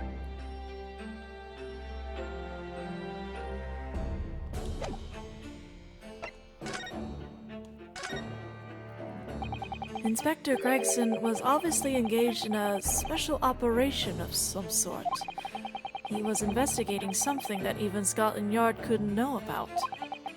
Details of the Reaper marks. Details of the Reaper's marks, yes. It was when he had to carry out those investigations that I would take his identification and impersonate him. You'd pretend to be the inspector and carry out the investigations on his behalf. Oh no, never. A common street peddler couldn't possibly carry out a proper police investigation. All I would do is go to the specified location and make a little hoo-ha. Just something to leave an impression, so everyone there would think a detective called Gregson was there. So, that's what you were doing on the day prior to the incident? Yes. He asked me to make an appearance at the park on Lime Street for the Red-Headed League event. So, as usual, I flashed the inspector's identification around and was very vocal about my presence. But then you were taken prisoner by those red-headed fraudsters. Yes. So, you would always make a point of showing Gregson's identification and generally being loud? That's what the inspector asked me to do, yes. Well, that's one way of becoming a legendary detective, I suppose. Not a good one, though. And as you know, I suffered this bruising around my neck at their hands. But the following day, they kept their word and released me. Without returning the inspector's identification to you, however. We had arranged to meet in the Fresno Street room at 5 that day, so I could report back to the inspector. But at the agreed time, that's when I heard the gunshot. It was at midnight on 17th June 10 years ago. That was the time scheduled for the execution. But the professor's execution never actually took place, did it? Or rather, the execution itself must have been used to effect the plan of escape. I hardly dare to imagine what a chilling plan it was. Barclay was renowned for being the highest security prison in the country. Everything that went in or out of the place was searched multiple times. But there was one notable exception. Or rather, one notable loophole. Something that was never questioned. I have a feeling I know what that loophole was now. The coffins into which the bodies of the executed convicts were placed, correct? Yes. Once the coroner had confirmed the death of a condemned convict, the body was taken in its coffin for immediate burial in Lowgate Cemetery, just behind the prison. The chief warder first had to sign the necessary papers. And after that, No member of staff was permitted to touch the coffin containing the body again. When executions took place, only the executioner and the coroner were permitted inside the chamber. I would wait in the adjacent room for word that the condemned convict was dead. On that occasion, once I had that confirmation, I went into the mortuary to find a lone coffin as usual. The procedure was that I would sign the paperwork, having checked the coffin, then nail it shut. But for some reason that day, the coffin was already nailed shut. No! I didn't think anything of it at the time. I assumed that my deputy must have checked the coffin and nailed it shut before I arrived.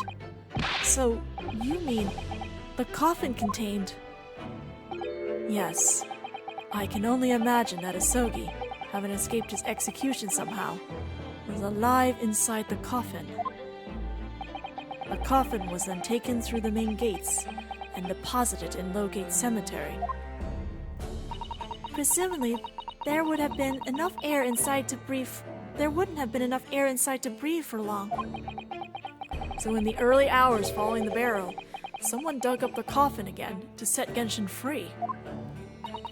But in the end, he was fatally shot in the graveyard anyway. What on earth really happened in Lowgate Cemetery that night, I wonder? I'm afraid I really don't know. All I can say with certainty are two things.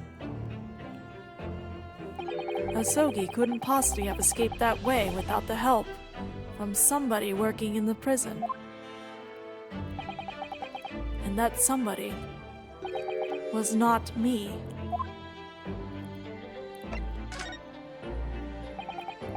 Obviously, you knew the man then. The professor, I mean. Genshin Osogie. Yes, I remember him well, in fact. Would you mind telling us what you know? Well, having been condemned to death as he was, any contact I had with the man was short, obviously.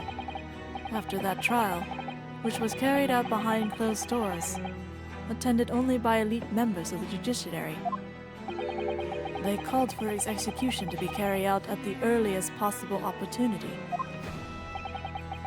The outcome of the trial was set from the beginning, wasn't it? It was a time of delicate diplomacy, when Britain and Japan were in the process of signing an important treaty. That meant that this potentially disestablishing case had to be dealt with swiftly and discreetly. Destabilizing? What? The man had less than a week in total. As I was the chief warder, I oversaw his short stay in the cell until his final hour. I remember being struck deeply by his noble character and incredible resilience. What do you mean exactly? He was a killer of many men, but he was always quiet and polite. He was a gentleman and a man of intellect. In fact, I couldn't bring myself to believe what he'd done, so I asked him one day,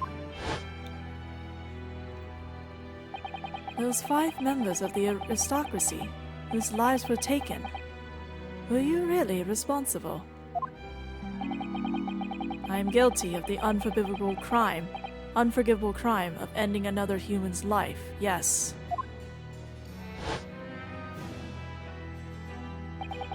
The following day, the closed trial took place, and the verdict was no surprise. Guilty. That night, when he was brought back to his cell, I saw something. Something unusual. Something unusual? What?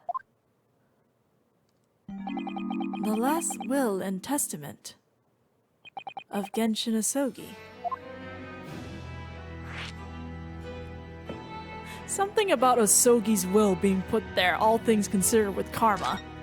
God, the hint has been there! As I said, it was on the night following his trial, after he had been found guilty. I was doing the rounds of the cells, and when I looked into Osogie's, I noticed that he seemed to have a sheet of paper in his hand. His last will and testament then, presumably.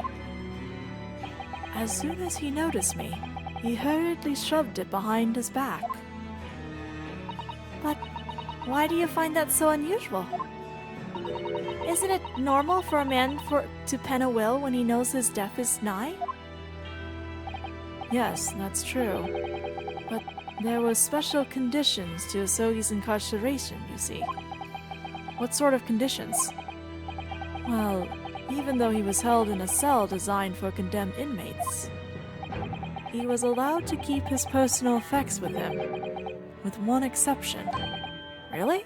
He was allowed his things? That is unusual, certainly. Of course, he had been convicted of killing 5 members of the aristocracy. But at the time, he was a guest in our country from the Empire of Japan. The powers that be were determined that his final days wouldn't be needlessly uncomfortable. And what was the exception you mentioned to the personal effects he was allowed? That's the point.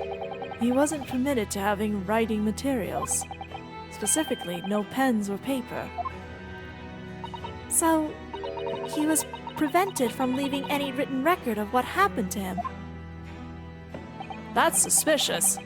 Yes, that was the long and short of it. I have no idea where he obtained that paper. Any writing materials would have been confiscated from him upon his incarceration. As I said, he hid the paper behind his back, and then he pleaded with me. What did you just hide behind your back? Please, please, turn a blind eye. This is my lifeline. But you know it's against the rules. You're the only person who's seen. If you just agree to keep quiet. Alright then. Well, what's on that paper? A last will and testament. This will is the only weapon I have left now.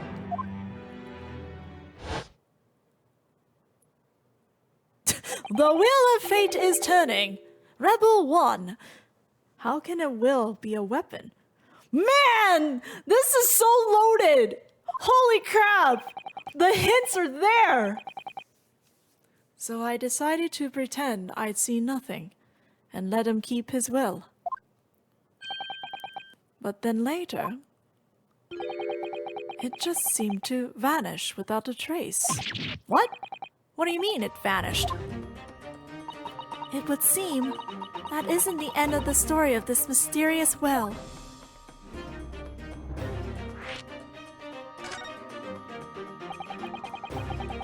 I was the only person who saw Osogie's will, but somehow it disappeared. It was after Osogie's execution. Which was actually an elaborate jailbreak. Also, I totally forgot Iris was with us. Hi! The warders gathered up Osogie's possessions that were in his cell. They were all to be sent back to his family home in Japan, you see. To poor Kazuma-sama. And you're saying that it wasn't anywhere to be found among his personal effects. The will, I mean. That's right, though I didn't search through them myself. But Governor Caden was livid. He was screaming, "It can't have disappeared completely." That doesn't quite make sense though, does it? In what way? Well, we understood that only Mr. Vigil was aware of the will's existence. In which case, how did the prisoner governor know to look for it? Oh yes, you're right. I really don't know how he knew.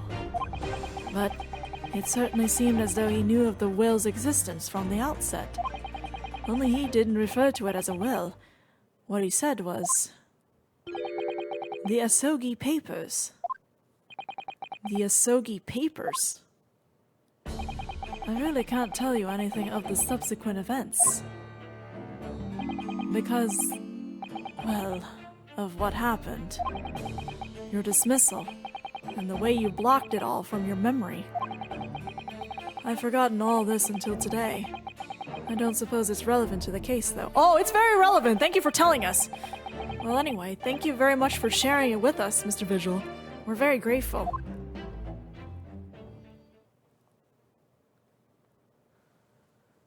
I'm afraid there's really little more I can tell you. My wife Evie will be here shortly, so I do hope I don't appear rude, but... No, not at all. Thank you again. But what will become of you now? Well, impersonating a police officer is a criminal offense, of course. I imagine that once I'm fully recovered, I shall be arrested. I'm so sorry. Don't be, please. This was all my doing. I always knew that this day would come. Well, I wish you well. Goodbye, Mr. Vigil. I feel so bad for him. Oh! Before you go, there's one thing. Just one thing. Oh, yes? What is it? The Osogie papers.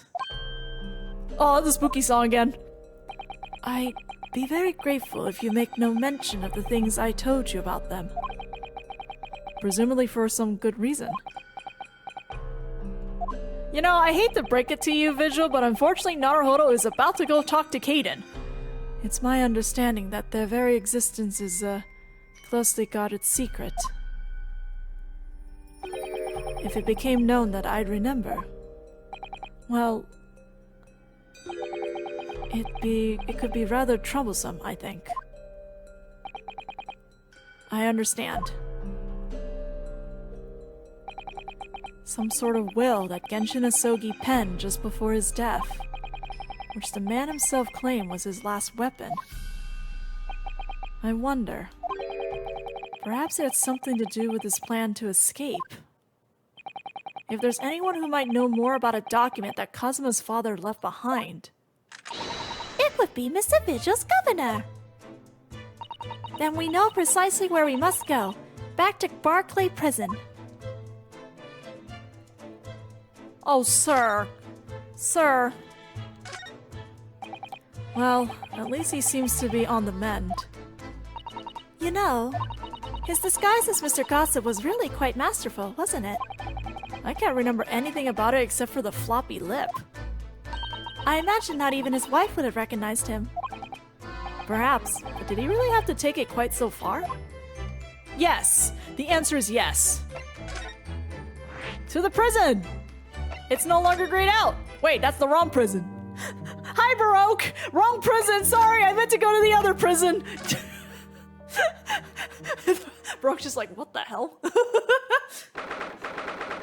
2nd of November, Barclay Prison, Governor's Office. Hello, Mr. Kaden.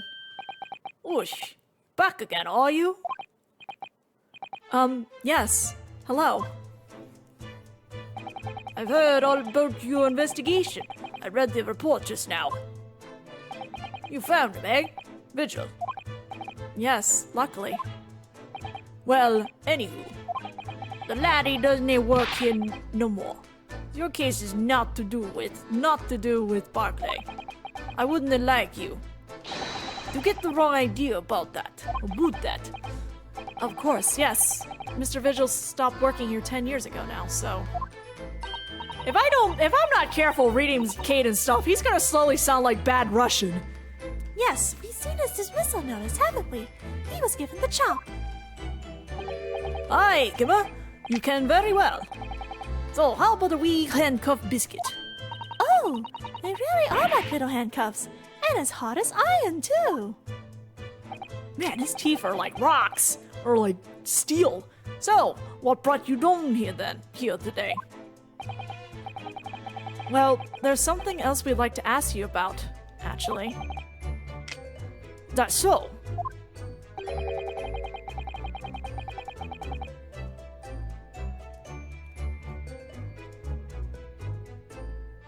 Who makes it? Who has no need of it? Who brought it? I don't know what it is, actually.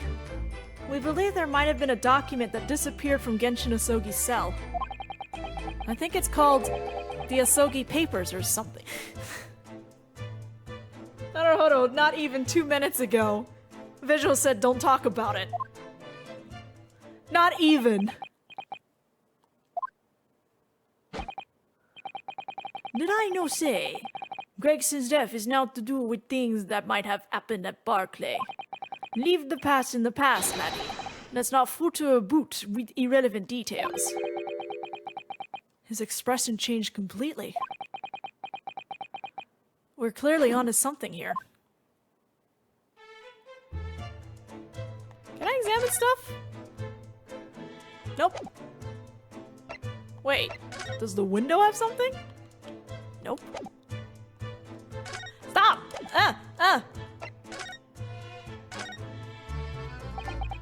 That murderer's botched execution, and the whole miserable escape. They were Barclay's darkest hour, eh? And shocking embarrassment. Because the convict had to collaborate on the prison's staff, you mean? Aye, for shame. The coroner, hello! The coroner who confirmed the death of the man after his execution, Courtney Sith, and my chief warder at the time, Vigil, who was in charge of the whole affair. Wait, how did Sith keep her job? But Mr. Vigil says he didn't know anything about it. The rascal wouldn't he say otherwise, eh? More handcuffs? Oh, how could I say no? You can never have too much iron in your diet. When Mr. Vigil was handed his dismissal notice as a result of what had happened, he was so despairing, he jumped out of your office window, didn't he? I didn't like to say, but that's just Vigil trying to get out of it. Do you not think he wouldn't have jumped from the shock of his crime being exposed, eh? I do. You wouldn't say otherwise, though, would you? Of course, I cannot shun all responsibility myself. I shouldn't have let him deceive me. Actually, there's barely anybody that kens what went on at the time now. With Gregson having been murdered and Dr. Sif forbidden from having any visitors. No visitors? Someone obviously doesn't want her giving anything away. Well, we're not going home empty-handed.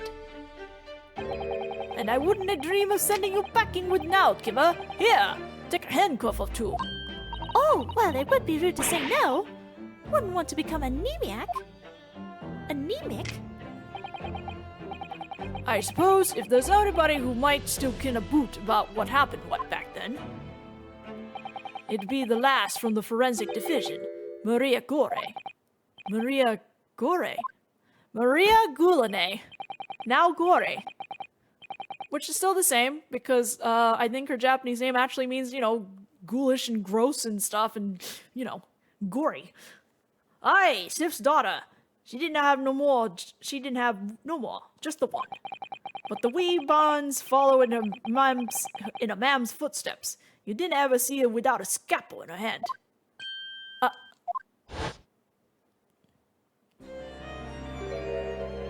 I can't speak Scottish, and I'm trying, but I'm like, at the same time, like, I'm sorry, I cannot do the Scottish. Mama, what is this? Where did she spring from? And did she just call the doctor Mama? Dr. Sif's daughter, Maria Gore. We could do with talking to her. So, she's Dr. Sif's daughter, but her surname is Gore? Aye, there's some family history, I'm sure, but didn't ken the ins and outs of it. She grew up watching her mam walking with the bodies of folks who died in strange circumstances. Decided to do the same with her own life. I cannot understand it myself. Perhaps she was driven by a deep respect for her mother. Perhaps. Anywho, she was in charge of Gregson's autopsy, I believe. Right, and the coroner responsible for this incomplete report. Someone told me once that the wee lassie always loved her mam's stories about cutting up bodies. There's even a rumor that she used to listen to the funeral march as a lullaby. Well, then perhaps her mother might have told her about the autopsy from the case 10 years ago. Aye, I'd say there's a fighting chance at least. After all, that was a life-changing case for all of us. We really need to speak to Miss Gory herself about this, I think. Well, thank you very much. I'm not happy about any part of this. Took years for Londoners to finally forget the whole professor business. Can you no get up on this, laddie? No asking pointless questions. No, I'm gonna keep asking! I'm sorry. I don't like dredging up these painful memories for everyone. Can you no just stay away, no? Leave me alone and Gina come back here, okay? Hey? How'd you come to ken about that, laddie? There's no many folk even here in the prison who have heard of those papers. Well, I can't tell. Mr. Vigil told me. You know, I'm pretty sure Barry would actually put it together. He would probably put the pieces together. I'm afraid our sources must remain confidential, sir. We've been led to believe the papers are actually a last will and testament. Is that right? The professor's, or rather Genshin Osogie's.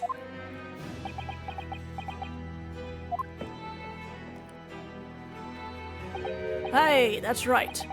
You're well informed, Jimmy. Oh, is that the end of the silent treatment? But then after the convict's execution, it's mysteriously vanished from his cell, didn't it? Heavens, no! You're off that half-cock there. I think you didn't quite get your facts straight. It was there, in the cell. Exactly where it should have been. Oh, not what we heard elsewhere. Oh, coffin. Let me just have a wee hulk around here. I'm sure I could find it. Hey, here you are. See? The last will and testament of Genshin Osogie, written with a calligraphy brush. Of course, I can't read a word of those Japanese squiggles, but I mind it says he leaves all his worldly possessions to his son back in his homeland. Yes, that's correct. That's the gist of it. So these are the Osogie papers. Aye, of course they are. Papers written by Osogie, near doubt about it. There's no mystery here, laddie. There's your lot. After all the stamash or the slanched of an execution, we sent the man's possessions back to his clan in Japan. That was the end of it. I think we ought to make a record of this, Mr. Naruhodo, just in case. Osogie Papers, the last will and testament of Genshin Osogie that Mr. Vigil claims disappeared after the convict's execution. Apparently, Mr. Osogie described it as the only weapon I have left. One thing before you go on your way, Mr. Naruhodo. Oh, yes? Those papers are now to do with Gegson's death. I'd prefer it if you didn't make no mention of them outside this office. Or rather, I wouldn't just prefer it. Consider it an order from the highest of all levels of our government. I'm gonna break those rules. I understand. Nope, we're gonna bring it up. Sorry. Let me look at this. I, Genshin Osogie, hereby request that upon my death, and any and all material possessions and wealth belonging to me in London be delivered to my son Kazuma Osogie in the Empire of Japan. It is with deep sadness that I accept my fate in this foreign land, in the knowledge that I will never see my homeland or family again. But I regret nothing about my chosen path. Oof. Sadness. I don't think I have anything else to talk to you about. Well, he's still hanging out, but I'm assuming I don't need anything.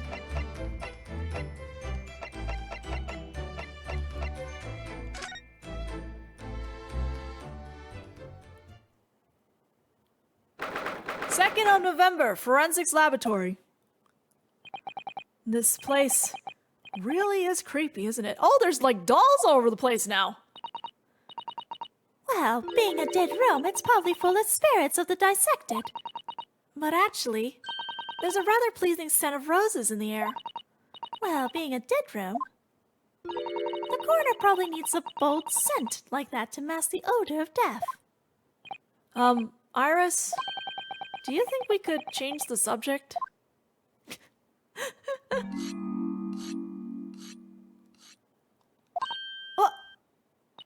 What was that? Ba-dum, ba-dum, ba-dum.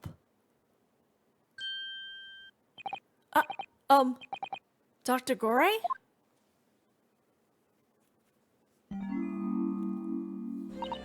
What? That noise before. I was sharpening my tools. I'd be dead meat if I didn't keep a perfectly keen edge on them. Right. When following the collagen fibers in the dermis, an expertly sharpened scalpel cuts like cheese. Would you like a demonstration? Oh, yes, please. I'd love to see. Then, I think you'd do nicely. Huh? No, I wouldn't do nicely at all. I mean, maybe some other time. Was that a tut? Well, we came here to ask questions, so... And she's just gonna keep sharpening her, scalpel there. Those large jars seem to have pale things floating around inside them. I suppose they're fruit liquors or something. Or like the pickle umeboshi plums we make back home. Yes, let's assume there's something completely innocent like that. Oh, that jar you're looking at up there contains monkey brains. Oh my! The composition is similar to the human brain, so they make for interesting study material. And in the next jar along, we have monkey. No more monkey anythings. Please. If you say so. Oh dear. The time when I still thought it was just some pickled umeboshi plumes seems so long ago already. That was just last case. A table and a set of sharp tools. When you consider each in isolation, it all looks quite innocent. So why is it that when you put them side by side, they look so horribly disturbing? It might be best not to ponder it too deeply. That's Mama's dissection table. It's too high for me, though. It is? If I fell from that height in my sleep, it would really hurt. What? You mean you sleep in here? Autopsy work is very involved. It's usually too late to think about going home when I'm finished. But I have bad dreams when I sleep here, and I always end up falling onto the floor. So I like to exchange that table for a lower one. Maybe you should just go home.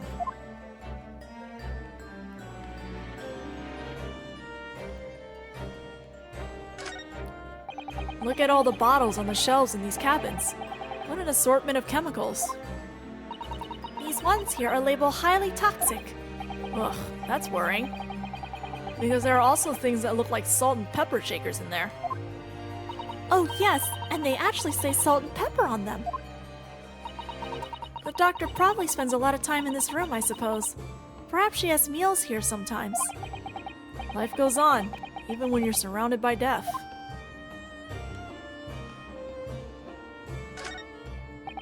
This looks different to before.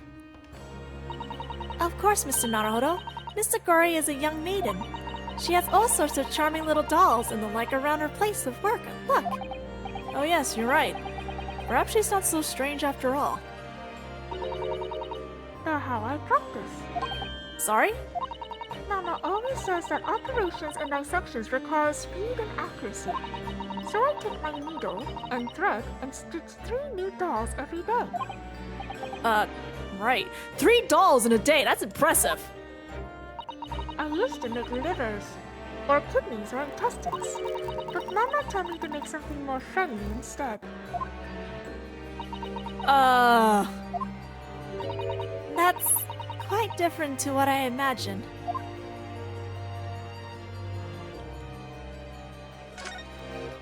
Well, look at this.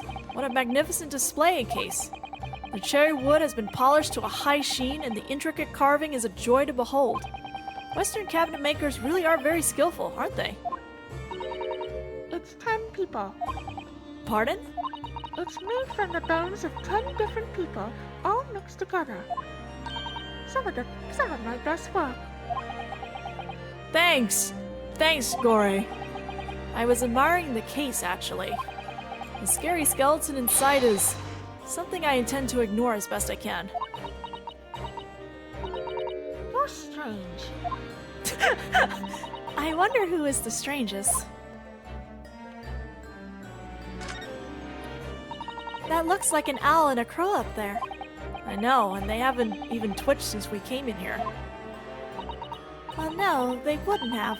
They're taxidermy mounts, Mr. Naruhodo. Ugh, I was afraid you were going to say that. I've been trying very hard to tell myself they're just sleeping with their eyes open. Yes, I think perhaps you were wise to put something like your Darumada on display in the office instead. Is that everything? Alright, we'll talk to her then. We have actually met before. I'm a lawyer, if you remember. You're not dead yet. What? So Mama said I wasn't to cut you open. She's so strict about things like that. Well, good. Dr. Sivs has some scruples, at least. Oh dear. It looks like she's not interested in talking to us, for the time being anyway. For the time being? You mean until we die? I hope that's a way off. Until we die. She's looking at us inspectingly about something. Sorry, but I wasn't planning on dying anytime soon. Surely there's some less drastic way of making her listen. We can present the autopsy.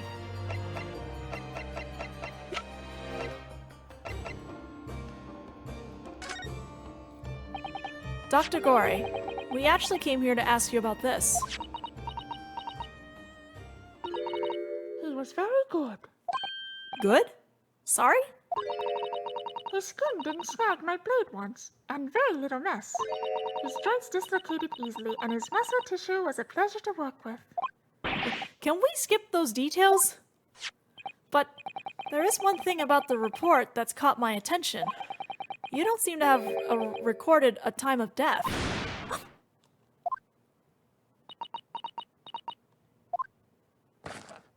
There's her face. That's not my fault.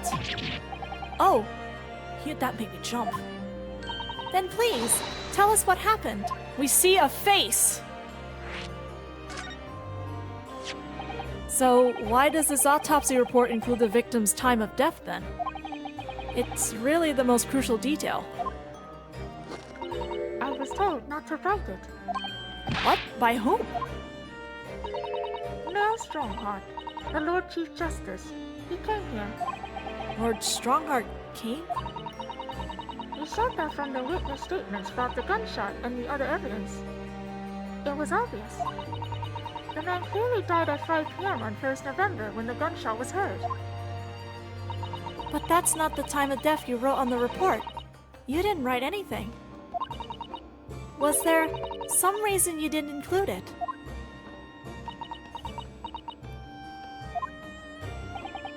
Dr. Gore, if you're hiding something under Lord Strongheart's instructions, then sooner or later you're going to go the same way as your mother. Give it here then. What's she scribbling so furiously? There. You've written... What? What she's written? Tell us. Indeterminate. But... According to the coroner, Dr. Gore, an accurate estimation of the time of death is not possible.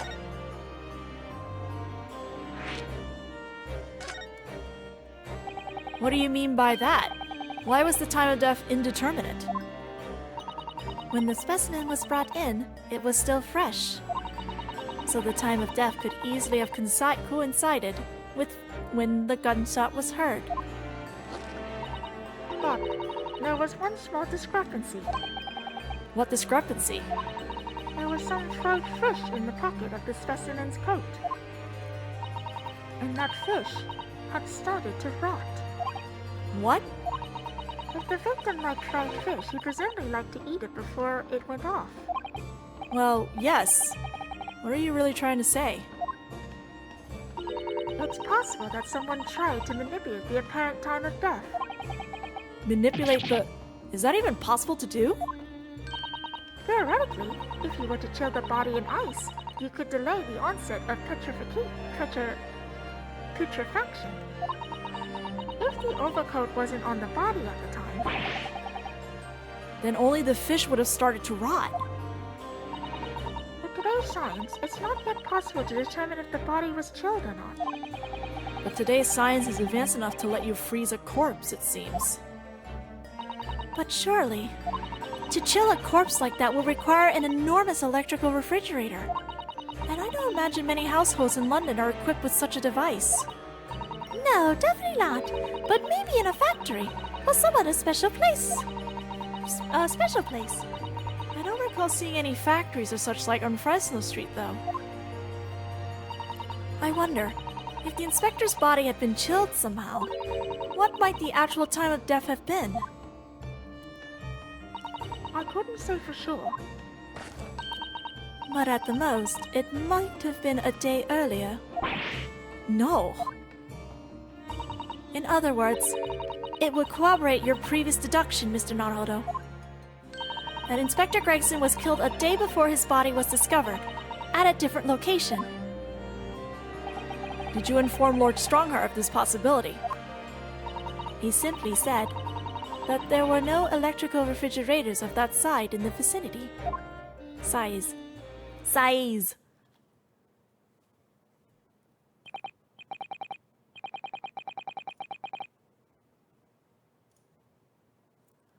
Oh yes, one other thing. It's something the governor of Barclay Prison told us. He said that your mother, Dr. Sith, was responsible for confirming the death of the professor after his execution. The professor?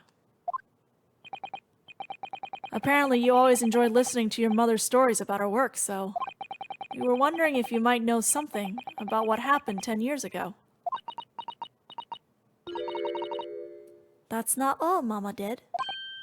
Sorry? My mama carried out the autopsy of Clint Van Zeeks as well. What? Really? The brother of Lord Van Zeeks, the professor's final victim. The idea of carrying out an autopsy on a member of the aristocracy was completely unthinkable back then. But the detective in charge of the investigation insisted, and it was miraculously authorized. The detective being Inspector Gregson, of course. Quite an accomplishment for one man. That autopsy provided the vital clue needed to arrest the killer. And Mama was there for that historic event. What does this all mean? You know, that amazing autopsy happened right here in this very room. The professor and Clint Van Zeeks. They both spent their final moments before their burial on that dissection table there. So this lab, Mama's lab, was instrumental in some of the country's most important events. She really is proud of her mother. I wonder if you'd tell us more about exactly what happened back then, Dr. Corey.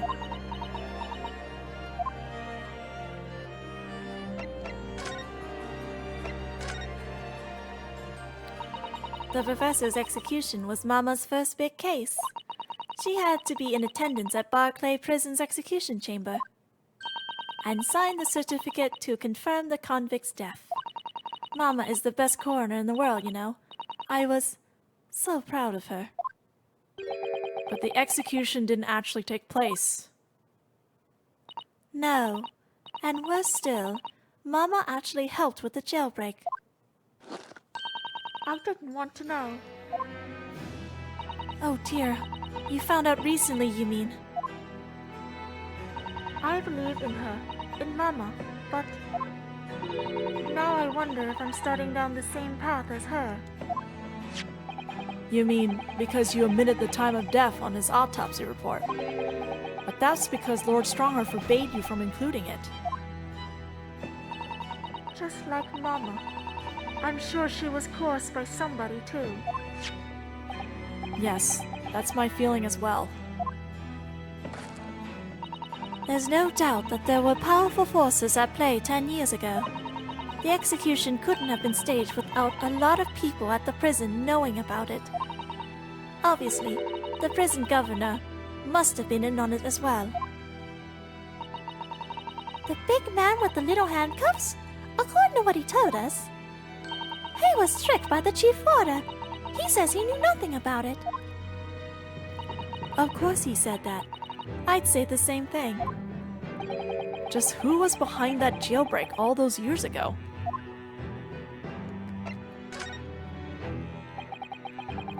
You mentioned the autopsy of Clint Van Zeeks. It was at a time when carrying out autopsies of murder victims was very unusual. It's still not a practice that's observed in our country even now. It turned out that he was the professor's final victim, and when the autopsy was performed, Mama was present, although only as the secondary assistant. The person running the procedure was called Dr. John H. Wilson. That's right, my daddy! And there was one other person present, the primary assistant. He was a visiting student from the Far East. You don't say! Wait, a visiting student? It must have been my father, Eugene Mikatoba. I had no idea Professor Mikatoba had been involved in something so important. But the outcome of that historic autopsy was the discovery of a vital piece of evidence that led to the capture of the professor. So that's how they came to identify Genshin Osogie as the infamous mass murderer. Do you happen to know anything about that piece of evidence? Can you tell us any more?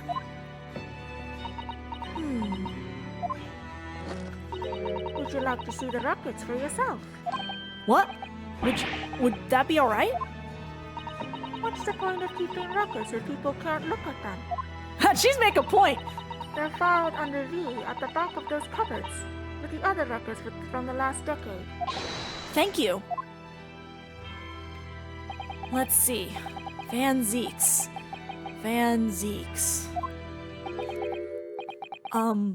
That's strange. What? Mr. Naruhodo? They aren't here. There's nothing under Van Zeeks. There must be. Perhaps somebody took them away? No one's allowed to take documents related to the professor's case out of this room. But you're right. They're gone. Well, when was the last time somebody looked at them? Do you remember? It was... Oh, yes, I remember now. It was 2 years ago. A consulting detective came one day saying that he liked to see the records. No, you don't... Herlock Jones was his name. Oh my god. Deep down, I knew that was coming. Do you think he stole the records? Oh no, surely not. Iris, that can't be right, can it? Iris? Iris? Iris! What the heck? Runo? I hope you don't mind, but... What is it, Iris? I just remembered something very important I have to do. I'm going to have to leave you now. Bye? Oh, that is very sudden, Iris. Well, we'll come with you then. Oh, no, there's no need. You and Runo can take your time here. Bye for now then. Good luck. Iris! Wait a minute, little girl. Huh? Me? I remember now. You've been here before, haven't you? Uh-oh. Have you, Iris? Yes, 2 years ago, when that detective came. You were with him, weren't you? You were a living specimen then, too. That's the way it usually works, yes. Run, Iris! Was I? I really don't remember. Anyway, sorry, but I must dash. Run! Wait, Iris! I'll brew up a pot for you when you get home. Bye! Walk guys out of the bag. What's the matter with her? She's behaving really strangely all of a sudden. Well, in that case, we won't keep you any longer either. It's been quite a while since I had any visitors. That was really fun. But next time you come, I prefer it if you were ready for dissection. I can't make any promises. Sorry. It's a bit strange that the records of Clint Van Zeek's autopsy have disappeared. But I think we've asked all we can, all we came to ask now.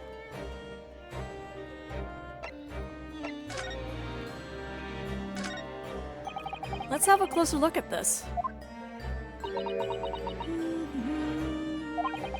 Then again, let's not. At least not while she's armed.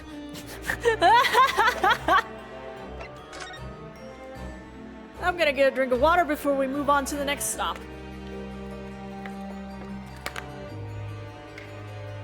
God, we're visiting so many places.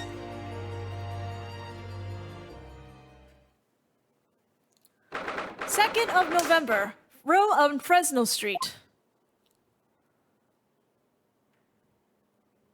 The police are still busily investigating in here then.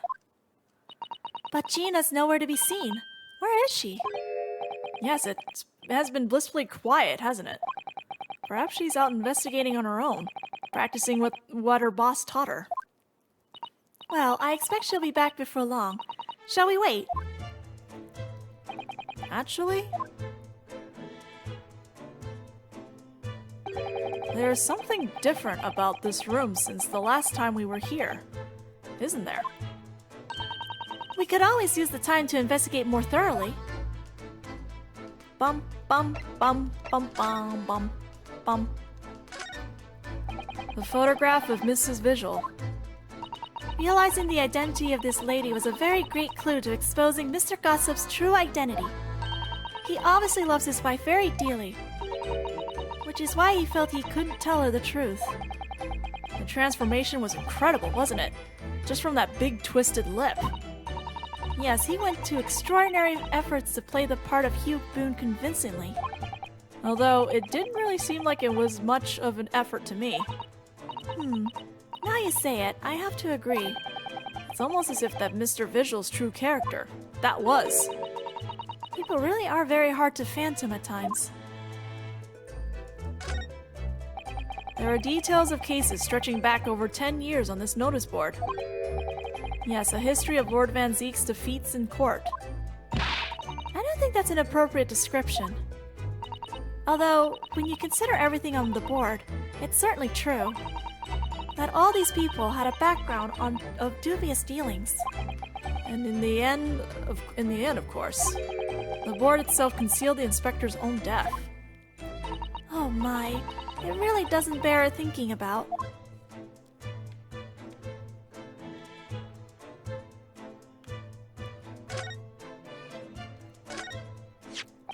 Using a candle as a timer device. Very ingenious, I must say. Yes, the culprit arranged it so that the firecracker would be set off at 5 o'clock and then left. So that a loud bang was heard at precisely the moment Lord Van Zeek arrived, yes. If only he hadn't picked up that gun from the floor. Something you probably told yourself once upon a time, I imagine. Yes, I've learned that lesson by bitter experience. I would have turned and run a mile for sure. Which may not have done you any favors either. That's true. I was like, either way, things look bad for Naruhodo for that first case. If it turns out that Gregson didn't actually die in here at all, where on earth could he have been killed? Well, one way or another, we must find out For the inspector's sake. You look awfully pale again today, Mr. Naruhodo. Ugh, sorry. When I start thinking it all through, I conjure up some horrible images in my mind. Your imagination is the culprit here then. Most certainly guilty. It catches your eye as soon as you enter the room, doesn't it? It's such a bright color. It certainly makes an impression, yes. They can't possibly commit any crimes, can they? I mean, redheads stand out like a sore thumb. I'm afraid with our jet black Japanese hair, we stand out almost as much here in London. I suppose that's true. Now I'm thinking of Soseki all of a sudden. You mustn't think of committing any crimes, Mr. Naruhodo. I wasn't.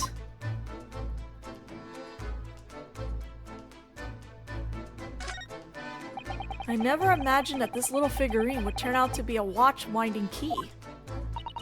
I suppose it's a policeman because the pocket watch was a gift from Scotland Yard. It seems there was much more to Inspector Gregson than we ever realized. He was clearly a brilliant man. It's the fish and chips that threw us off. I feel as though it ruined his image. I really don't think we should blame one of Britain's staple cuisines. But think about it. Imagine if it was Mr. Sholmes. How would you feel if instead of that old briar pipe that's always in his hand, Mr. Sholmes had a bag of chips? Rather disappointed, if I'm honest. Exactly. Naruhodo. This revolver. Just who does it belong to? Well, we know it's of the type issued to members of the police force and judiciary. But Gregson's own gun was found on his person. And of course, Lord Van Zeeks has admitted to losing the firearm on which he was issued. Such absent-mindedness. Not dissimilar to you, Mr. Naruhodo. I'm starting to think the cold, hard prosecutor and I could become friends after all. Being friends, but being absent-minded together. Then I wish you every success. They bond over being absent-minded. Bless. Alright, let's look at this lovely little case. This little trunk wasn't here before, was it? Oh! It appears to be made of metal. It must be very heavy. I wonder to whom it belongs. There are some initials on the outside. Look. TG. Now, let's ask one of the policemen if they know how it came to be here. Oi! What do you think you're doing? Hi, Gina. That's my trunk, that is. Hands off. Gina! That is definitely not your trunk. Where were you hiding? I don't know. You leave me something unattended for a few seconds, and every Tom, Dick, and Harry got its greedy eyes on it. Just a wild guess, Gina, but... What? Spit it out, Odo. Is it fair to say that you've only owned that trunk since this morning's trial? What? What are you trying to say? Come on. This trunk got with me everywhere. Goes with me everywhere. Always has. Where you've been the last year? Trying not to incur your wrath, mainly.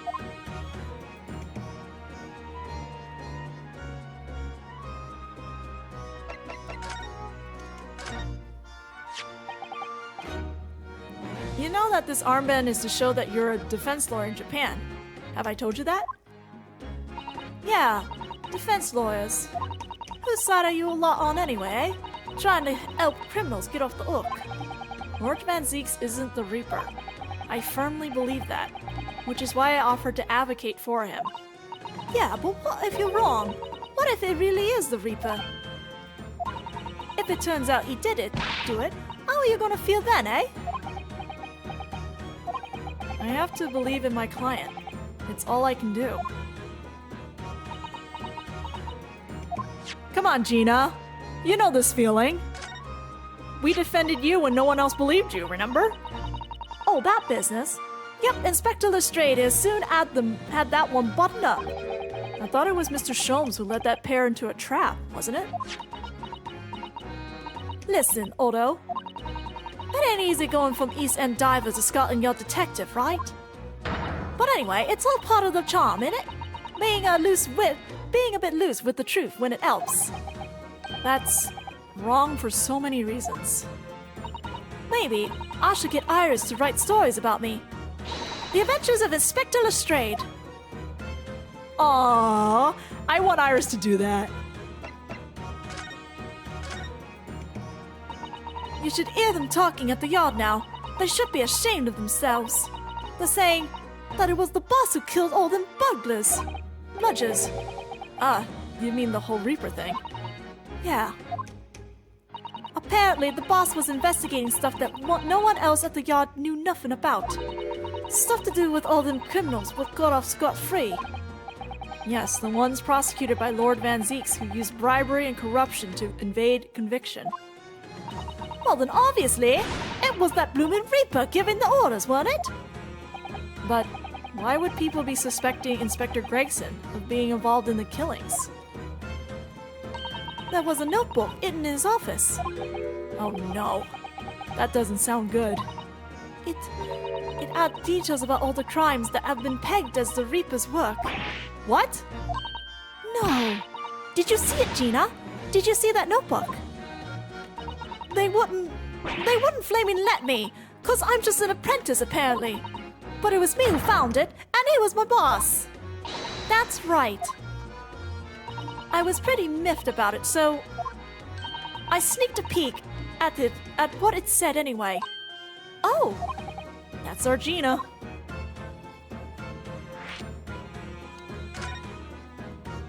So, you managed to see what was written in Gregson's secret notebook anyway, did you?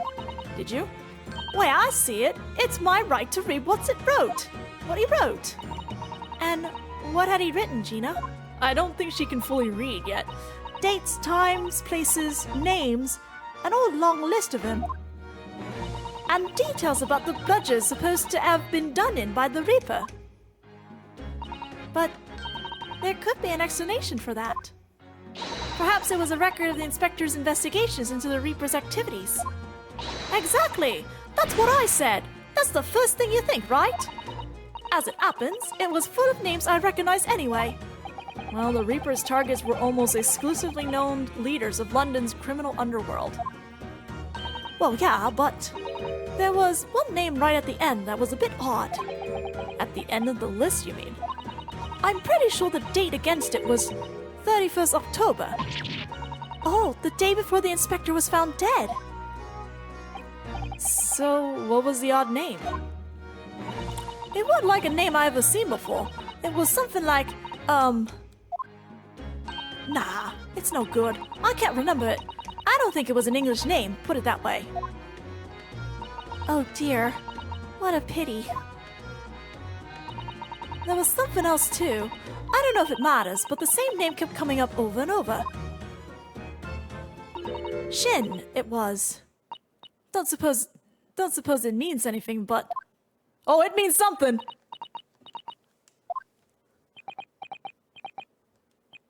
Did you say... Shin?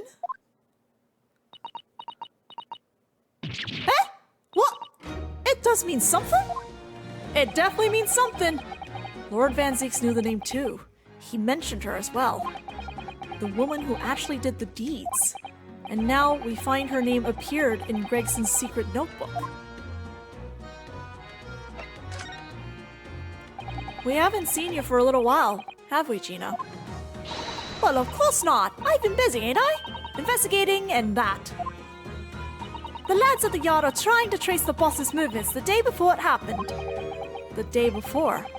That would be the undercover investigation into the Red-Headed League, then. Only the boss didn't go, did he?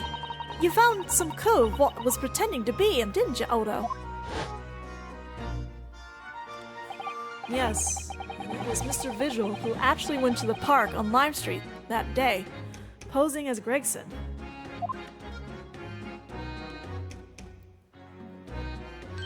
Well, anyway, you ain't the only one turning stuff up. I got me own ways of getting results. When me and me partner got together, there's nothing we can't track down. Oh, little Toby, he's such a faithful friend. You know, this part that's about to come up, I don't think we fully got a proper explanation as to why he attacked. So, have you tracked anything down then? What do you think, eh? Of course we have. Can't tell you, though. Police business, isn't it? Ugh. Anyway, the point is, if you'll not ever need any help, you know who to turn to, right? Me and Meowhound here. Right, because he looks oh so hellish, honestly. The Hellhound! Gina, about your hellhound there. Chief Inspector Toby, you mean? He's the pride of the force, he is. In Japanese, police dog means something quite different, and not altogether nice to those involved in crime. But here in Britain, it's a wonderful compliment, it seems, for a canine at least. It should be. After all, the great exhibition case the other day. It was Toby here who managed to locate Drebber's workshop. Thanks, Toby! Maybe it's time for another demonstration of what his super dog can do, eh? Do we have something the Chief Inspector could catch the scent of? I wonder. Yeah, how about this wig? Take that! Well, Chief Inspector Toby, if you wouldn't mind having a sniff of this. So cute. He might be a little too keen, don't you think? Ah! The Chief Inspector made short work of Gina there. Look what he's gone to. Oh my, that trunk clearly still has a very strong scent. Of Inspector Gregson. In other words, it must have belonged to him.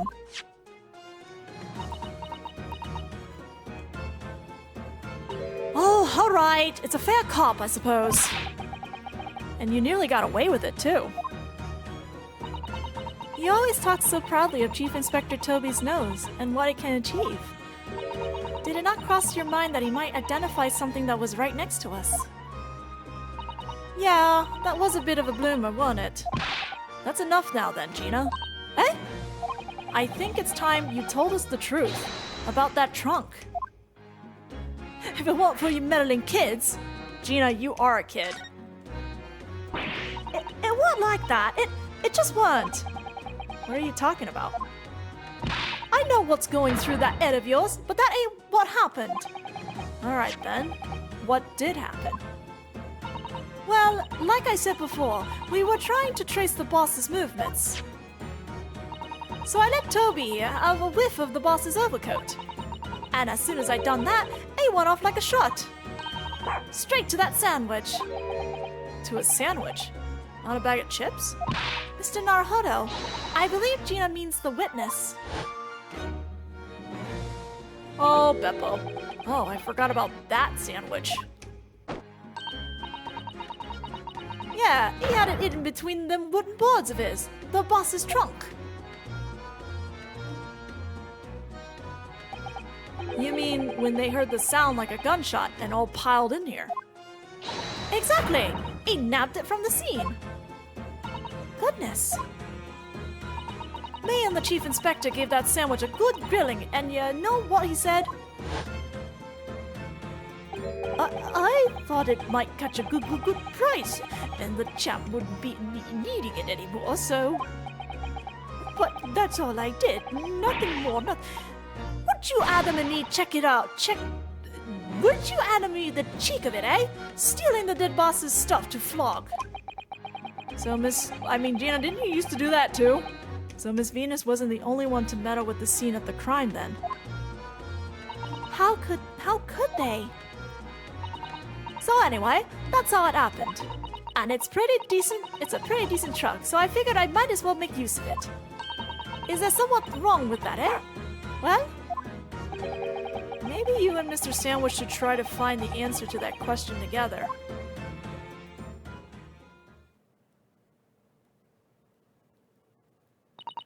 I think perhaps that trunk should be turned over to the police, don't you? What are you going on about? I am the police! Gina, if you wouldn't mind, could we maybe examine it? Yeah, alright then. Do what you want with it. Thank you. We shall make a detailed record of our examination of the evidence. Gregson's trunk. Inspector Gregson's metal traveling trunk that was removed from the scene, but subsequently recovered by Gina. Toby? What's the matter with Toby?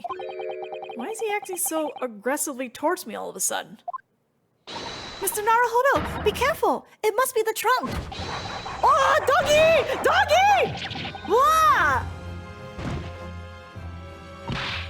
Toby, oi! What are you doing? You're gonna lick his face off! Mr. Naruhodo! Mr. Naruhodo! Gina, quickly! Hail a carriage! The attack of Toby!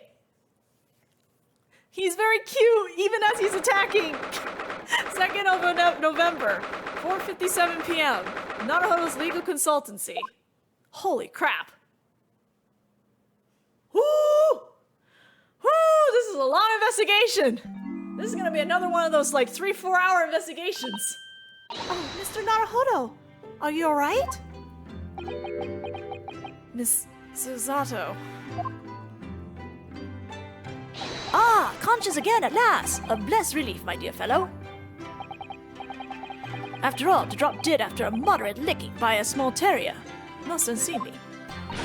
What is or isn't seemly is irrelevant here, Mr. Sholmes. You tell him, Susato.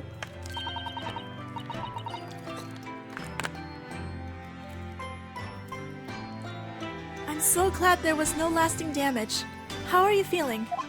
I'm fine, thank you. Did you bring me back here? What's this on my head? A bandage? Sadly, we had no ice, so that's a compress of sugar water.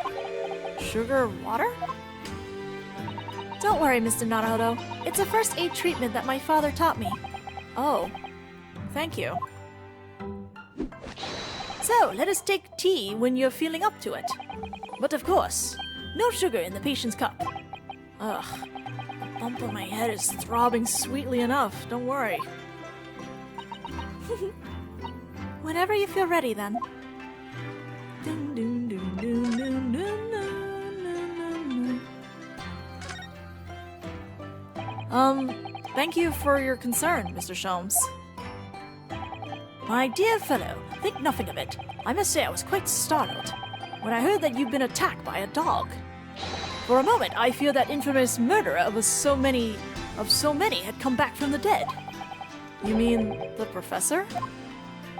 Fortunately, I see your prized throat is unscathed. That stiff, turned-up collar of yours obviously afforded some welcome protection. Was I that close to death? All I really remember is the dog licking my face over and over and over again. Well, if you wish to avoid such troubles in the future, a little mustard spread on the cheeks should do the trick. I should think that would balance the sweetness of your bandage rather splendidly. Thanks, Sholmes. Are you alright, Mr. Naruhodo? It's rather unusual to find ourselves here in the middle of our investigations. It's just occurred to me that I might have forgotten something when we left this morning. Please don't worry. As long as you continue to investigate thoroughly, you won't go far wrong. Oh, yes, of course. I must get back to work as soon as possible. You know, I never showed the newspaper to Maria now, and I'm kind of sad about that.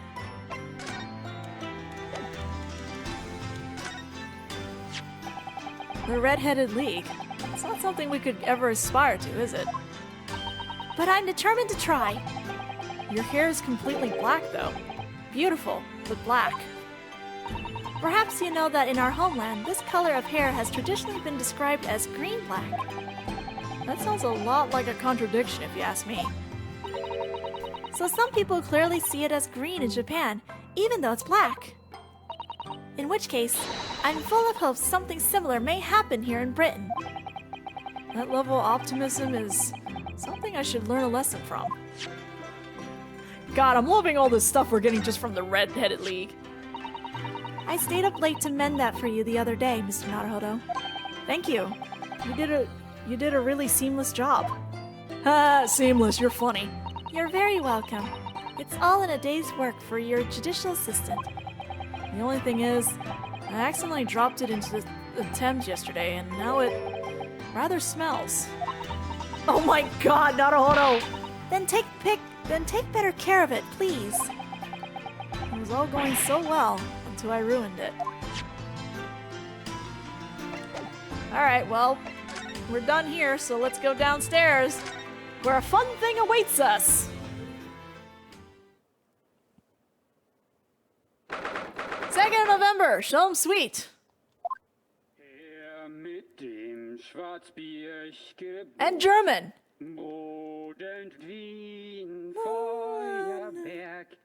Den Schlund es mir verwandt.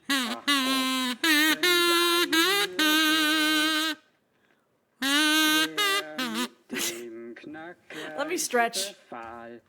Hat wie ein Diamant den Zahn entzwei es brach, o über deine Hut. Man, it's been quite an investigation. We've been all over the place.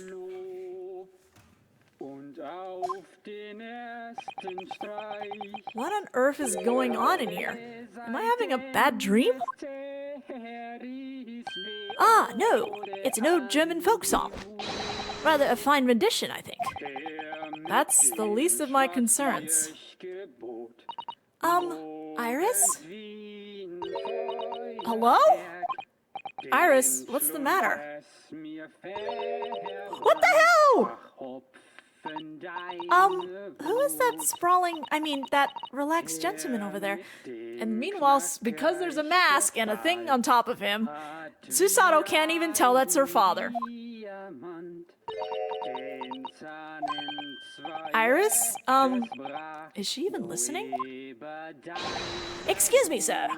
I do apologize for troubling you whilst you're singing so merrily, but would you be kind enough to explain the situation?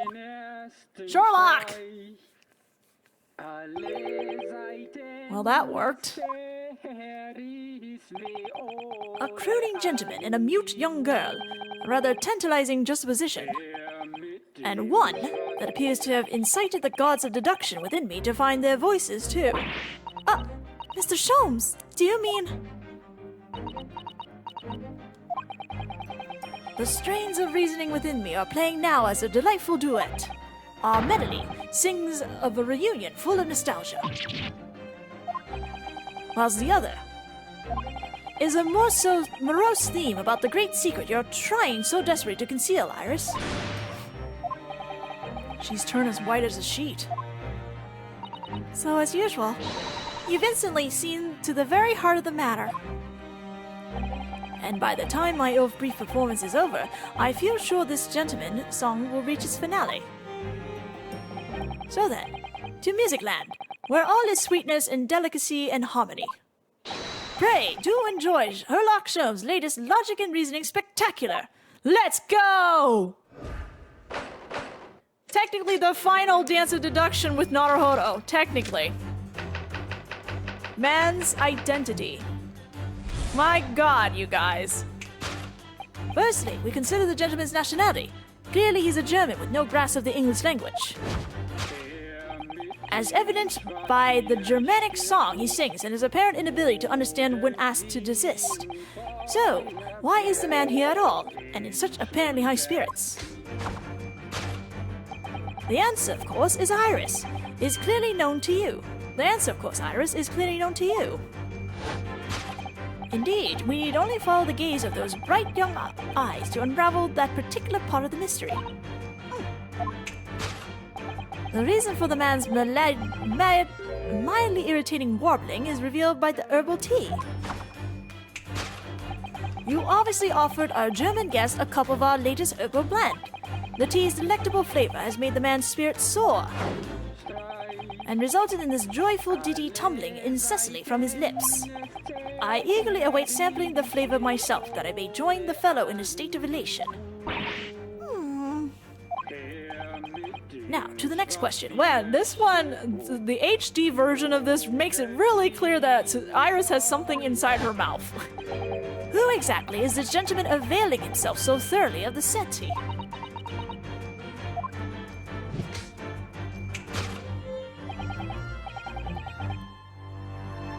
As it happens, a number of years ago now, a certain gentleman of German origin engaged my services in solving a particularly delicate case. He required the retrieval of letters once sent to an acquaintance that might have proved problematic. In order to conceal his noble identity, he also arrived at my office in a mask. Was this Bohemia? The gentleman's name was William Gostrick Sigismund von Orstein. Yes, okay then. The King of Germany. The King of Bohemia, but sure. If my memory serves, the mask worn by this gentleman is identical. Yes, there can be no question. That mask belongs to the King of Germany. It would appear that His Majesty remembers the fine service I afforded him, and has decided to show his face again, mask and all, in order to express his gratitude. A well-mannered monarch indeed. Wouldn't you agree, my dear fellow? Please! So the identity of this masked visitor is in fact that my former client, the King of Germany. Indeed, his son is currently in London as well, enjoying the wonders of the Great Exhibition. Please! The King of Germany. Girl, silence. Which leaves us with one remaining imponderable. Yes, you, young Iris. But you're apparently inexplicably silent. Is unable to hide the truth.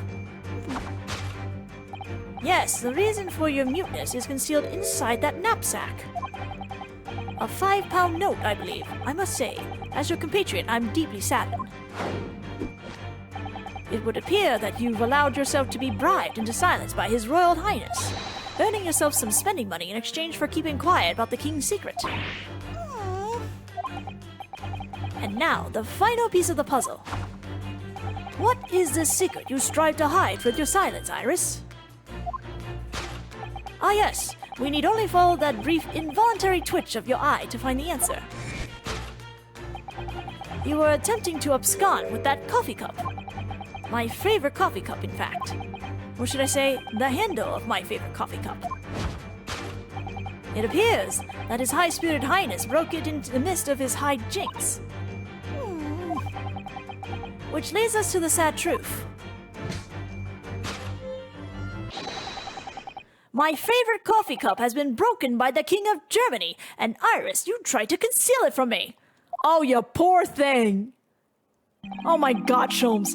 I shall have a bill sent via governmental channels to the German royal family for its replacement. Sholmes! To hide the coffee cup. Oh my... Sholmes! Thus concludes Herlock Sholmes' great deduction of this painful puzzle. He's so depressed. So depressed. And it's still playing!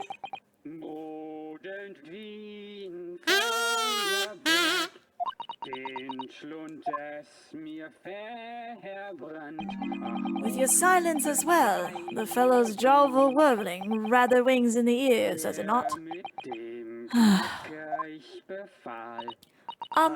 Mr. Sholmes, I must say something does rather trouble me. Pray, Mrs. Otto, do tell. His Royal Highness doesn't appear to have moved a muscle since we arrived. Ah, and you haven't said a word either, Iris. If Mr. Sholmes has it all right, you might as well own up to it now.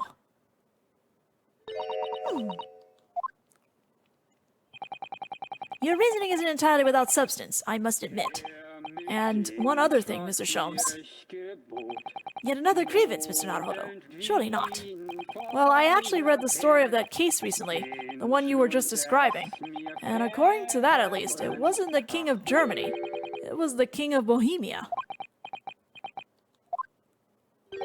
Goodness, was it? Yes, that's quite true. Master Gotz, the prince, testified to that in court. In his words, I have come to see the great exhibition all the way from my home in Bohemia. I would ask you to keep that minor error to yourselves. It could easily become quite a scandal. Ha! He said scandal in Bohemia. Ha!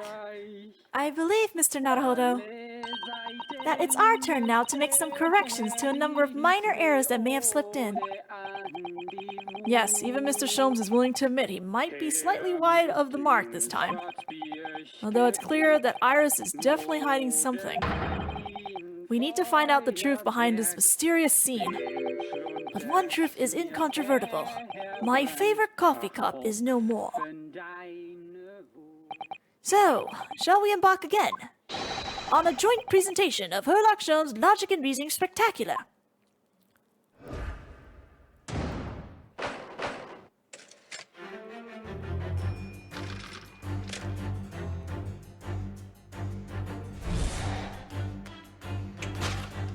Firstly, we consider the gentleman's nationality. Clearly, he's a German with no grasp of the English language. As evidenced by the Germanic song he sings and his apparently inability to understand when asked to desist. Deceased.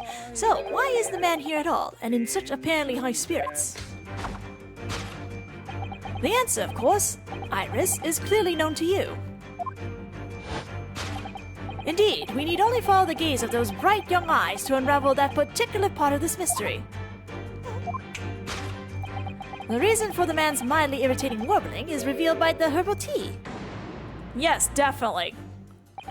So what? It's some mix of herbs that makes you urge to sing?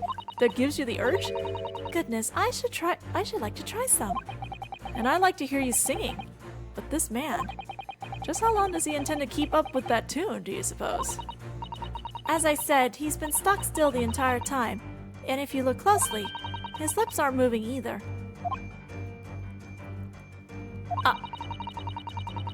So I'm not sure I'm not sure what's actually responsible for the spirited singing. But I suspect the answer lies at the end of Iris's gaze. I like how my cursor landed on the crotch of Mr. Mikatoba. I'm so sorry, sir. Wait, this is a gramophone, still rarely seen in our country. Do, do, do, do. The sound certainly appears to be coming from the horn. But machine singing? That can't be right. Science and technology are changing the world rapidly, Mr. Naruhodo. What's right is changing too. Ugh, it's too much for my brain. Well, at least we found our answer. Take that!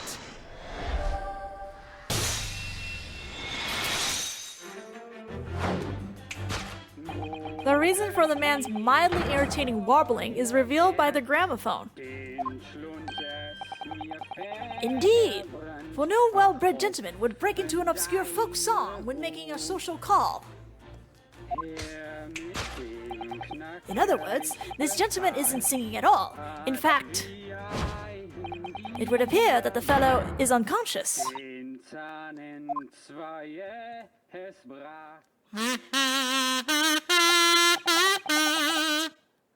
The music seems to have stopped now.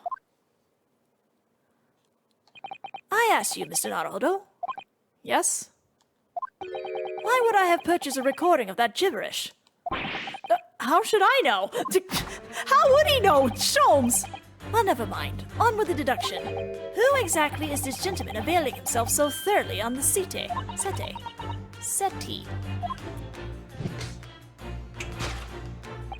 As it happens, a number of years ago now, a certain gentleman of German origin engaged my services in solving a particularly delicate case. He required the retrieval of letters once sent to an acquaintance. That might have proved problematic. In order to conceal his noble identity, he also arrived at my office in a mask.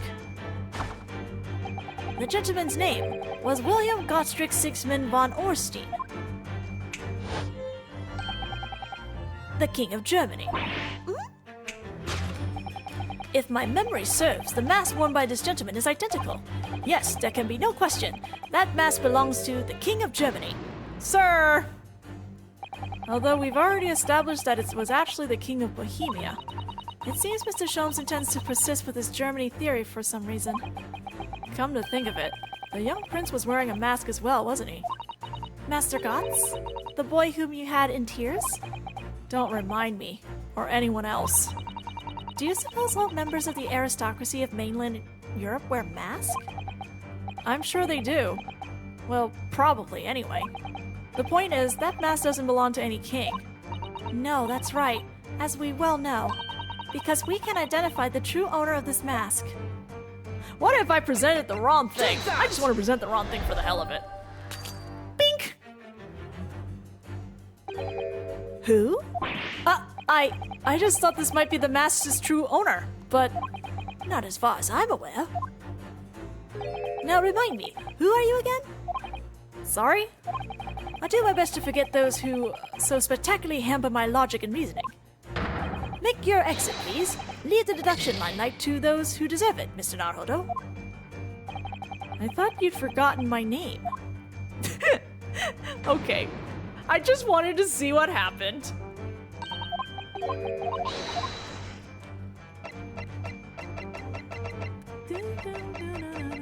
Where is he? Hello, sir! Take that! I can't believe Kazuma ended up coming into the frickin' Dance of Deduction. Yes, there can be no question. That mask belongs to Kazuma Osogie. In other words, my memory is sublimely unreliable. As always. Only you could try to make that sound positive. Kazuma's mask has been languishing on this metal chest for several days. But that doesn't explain why the gentleman is wearing it now.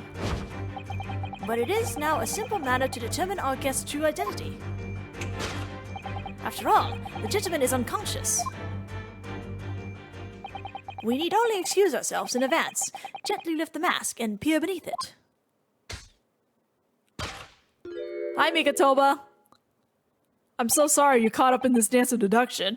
I think Sholmes was just bored. I don't believe it.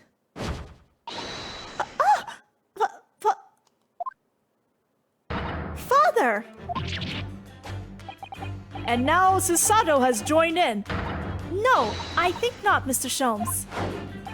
Then it would appear our logic and reasoning has once again revealed the truth. This mysterious visitor is my unconscious father, Yujin Mikatoba. Oh, bless! So cute. Logic and reasoning? Or just looking and saying? I'm sorry, that's a good line. Yujin Mikatoba. Oh, Mikatoba. Well, alright. Which leaves us with one remaining imponderable.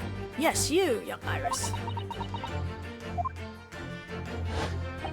But your apparently inexplicable silence is unable to hide the truth. Yes, the reason for your muteness is concealed inside that knapsack. So that's a 5-pound note poking out from Iris's knapsack, is it? Oh dear, I can't be sure. Most money that we encounter is in coin form. I know. I'm not even sure if we've seen any banknotes here in Britain at all, have we? But anyway, Father would never have paid money for Iris's silence. He certainly seems like the silent type himself, though, judging by his present state. There must be some other reason for Iris's silence, I suppose.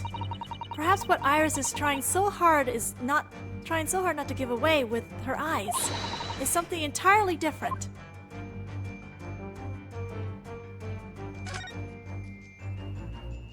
Now I think about it, Iris always wears that little bag on her back, doesn't she? Yes, that's right. Though it's easy to forget about it because you can't see it from the front. There are 2 little felt dolls attached to it as well. Are there? I had no idea. I don't remember ever seeing them there before. Is it possible there's always a 5-pound note poking out from a bag that I just haven't noticed before too? Naruhodo! I couldn't say with absolute certainty, but I think it's unlikely. I can't turn... Hello? Camera? The camera is literally not letting me turn it. What? I mean, I know what the answer is, it just won't let me look at it. Hello? Uh-oh, I'm stuck. Are you asking me to look at the... What are you... Wait. I'm thinking ahead. I'm thinking ahead. The metal chest. It contains important documents, doesn't it? That was Susato. Yes, details of all the cases Mr. Sholmes has worked on over the years. It's written up by Iris's father, if I'm remembering correctly. Iris insists that the chest is kept locked at all times. She never once shown me inside. Well, its contents are invaluable to her, I suppose, and entirely irreplaceable. But look at it now. The catch is unlocked for once. So it is. That's hard to ignore. Very. I've never seen the chest unlocked before, in all the time we've been staying here at Baker Street. Well then. Take that!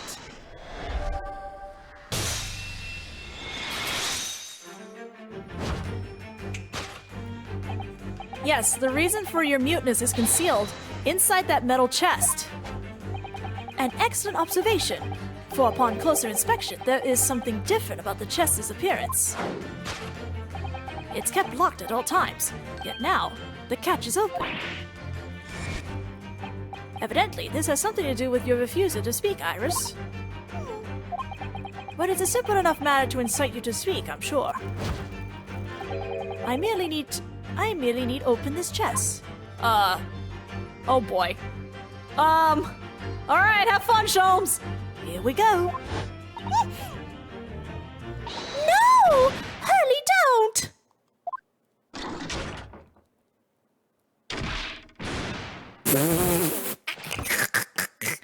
And now we know how Mikitoba's in that state. Mr. Sholmes! Mr. Sholmes! Hurley! Gay. 2 men on a couch. He's dead. Never! Oh, Hurley, I told you not to open it. So you found your voice now, Iris. And now Naruhodo's going solo. Well, with Susato. In other words, what just happened clearly reveals the truth here. Look at Naruhodo! He's doing it all by himself now. Yes, the real reason for your silence until now is... They're somewhat different to the usual Dance of Deduction you perform with Mr. Sholmes, isn't it? This is. Well, he's left me alone on the ballroom floor, so I'm gonna have to dance the next part solo. Oh my god! Naruhodo loves this! And anyway, I need to get to the bottom of this for my own peace of mind. Now then, Iris isn't usually the silent type, so... You mean you don't actually know the answer yet, despite that knowing point of the finger before? Miss Susato, sometimes a man needs to point his finger first and think later. Oh, well, if you say so. I think we better examine Iris more closely and try to rescue the situation then.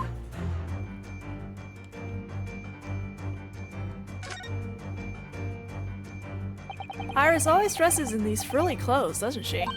I've always thought this skirt is rather delightful. It's pretty sizable with all those frills. Sizable enough for a sizable secret. You seem to be rather fond of that idea, but you certainly can't go investigating further. Does it look like that's what I was thinking?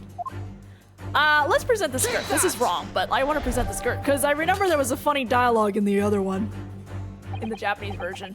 Clearly the reason you said nothing all this time, Iris, is because you're hiding something in your frilly skirt. And what sizable frills they are for a sizable secret. A typical answer of yours, my dear fellow, being wide of the mark by a sizable margin. Miss Susato, what are you... Well, you've been left alone on the dance floor, as you say, so I'm trying to fill Mr. Sholmes' shoes. These two are so cute! Well, you've certainly captured the cutting sarcasm. Oh, of course. I nearly forgot. You really did need to capture that part, though. Oh, that was great! I'm so glad! Oh, alright. The answer is actually in her hands now. That was great. That's a key she's holding. Look. I'm sure that wasn't in her hands before, was it? No, you're quite right. It appeared as if by magic. That's strange. A big old iron key. Where did it materialize from? Take that!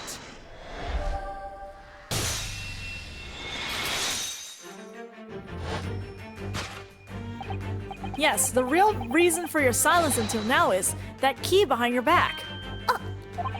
When Mr. Sholmes was thrown into the air before... Oh yeah, we get to see it again. Just before you called out to try to stop him, you slipped something out of your mouth. That something is the key now in your hands. No doubt the key to the chest. You're so clever, Runo. Learn from the best. So now it's become clear. Thanks to Mr. Sholmes' graphic demonstration, we can well imagine what happened here. But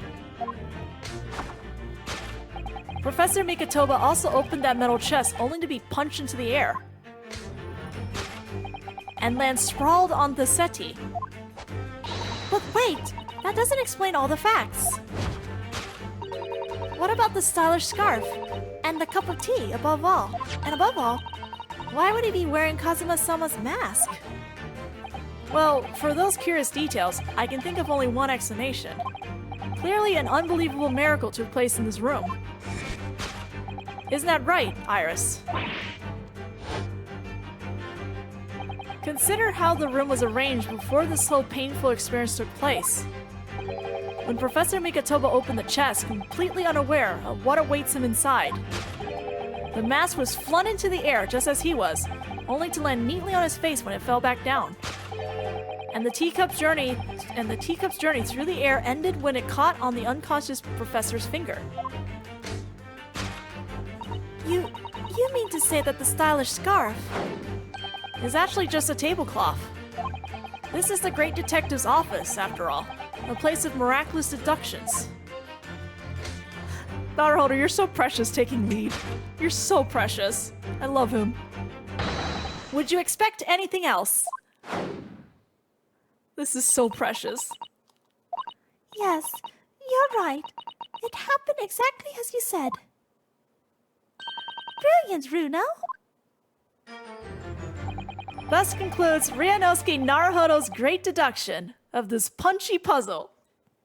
He's so good. This boy is so good. Oh, Naruhodo, you're such a precious cinnamon roll. So then, why don't I make a fresh pot of tea for us all? Oh no! Objection! Whoa! An objection from Sholmes! An admirable performance, Mr. Naruhodo. But in the final act of the show there, you rather miss everything of importance. But, Mr. Sholmes, if you would cast your mind back to my earlier deduction. Iris, clearly you're hiding a great secret. She is?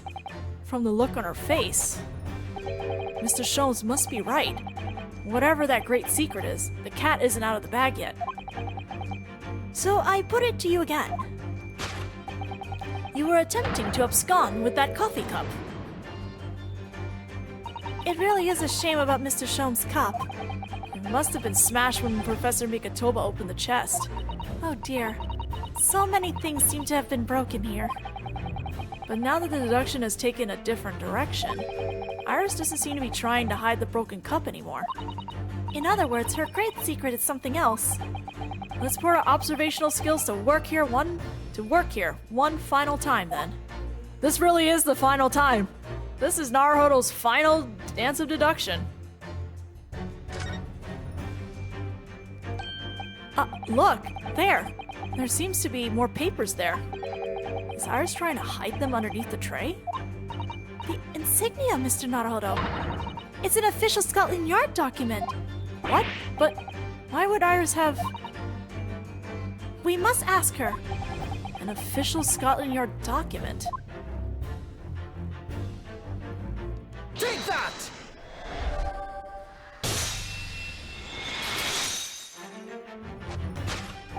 You are attempting to abscond with that case file. Iris, as you know very well, nothing escapes the attention of a great detective. Oh no!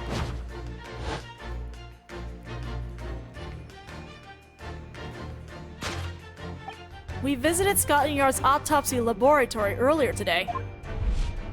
And Dr. Gorey informed us that the autopsy report of Clint Van Zeeks had gone missing. Clint Van Zeeks. Yes, I do seem to recall.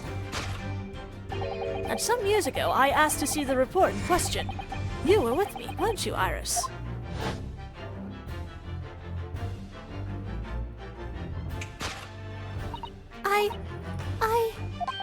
You mean, it was you, Iris?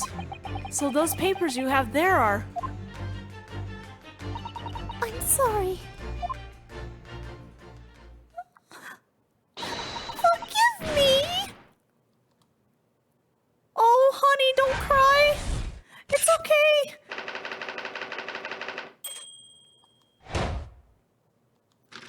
Sweetie! Like, I mean, stealing bad, but it really is just a case file. It's okay! It's okay! In truth, I would like to have thought I could have predicted the booby-trapped chest. Also, I just realized right this very moment I missed an accolade. But it caught me completely off guard. I was very nearly the late consulting detective Herlock Sholmes. I'm sorry, Hurley. So you mean this autopsy report really is... Yes, I took it from the lab, even though I knew it was very important. Was there something in it that troubled you, Iris? Not exactly something that troubled me. Something I'd been looking for. When I saw this report, when I saw the writing in it, I knew it was Daddy's. The writing? Your father's writing? What do you really mean?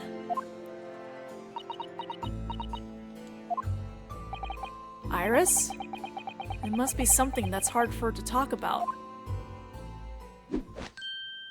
Forgive me for interrupting, my dear fellows. Mr. Sholmes, what is it? I feel as though the poor unconscious gentleman on the settee has been somewhat forgotten. Oh! Father! Susato too! Perhaps we should find our guest somewhere more peaceful to rest. Mr. Naruhodo. Yes? Would you be so kind as to lend him your bed? We must do our very best to make him comfortable, I feel. Oh, yes, of course. I'll help you carry him up. So will I. No, I can manage alone, thank you. You have tea to enjoy. We wouldn't want Iris's brew to stew. Because there's no better way to make the professor comfortable than dragging him upstairs like a trunk. I wonder. Perhaps that was deliberate. Maybe Mr. Sholmes is making himself scarce to give Iris the chance to talk more freely. We must use this opportunity to talk with Iris. And find out what's going on. Okay, hold on a second.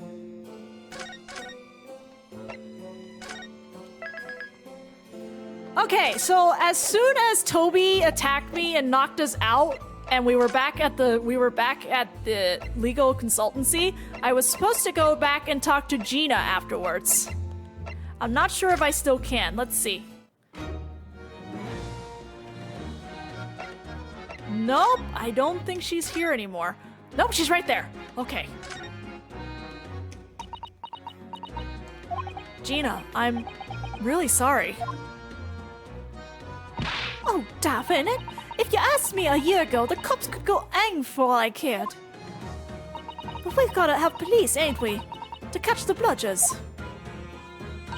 So us divers can go about our business in peace. Wait, sorry?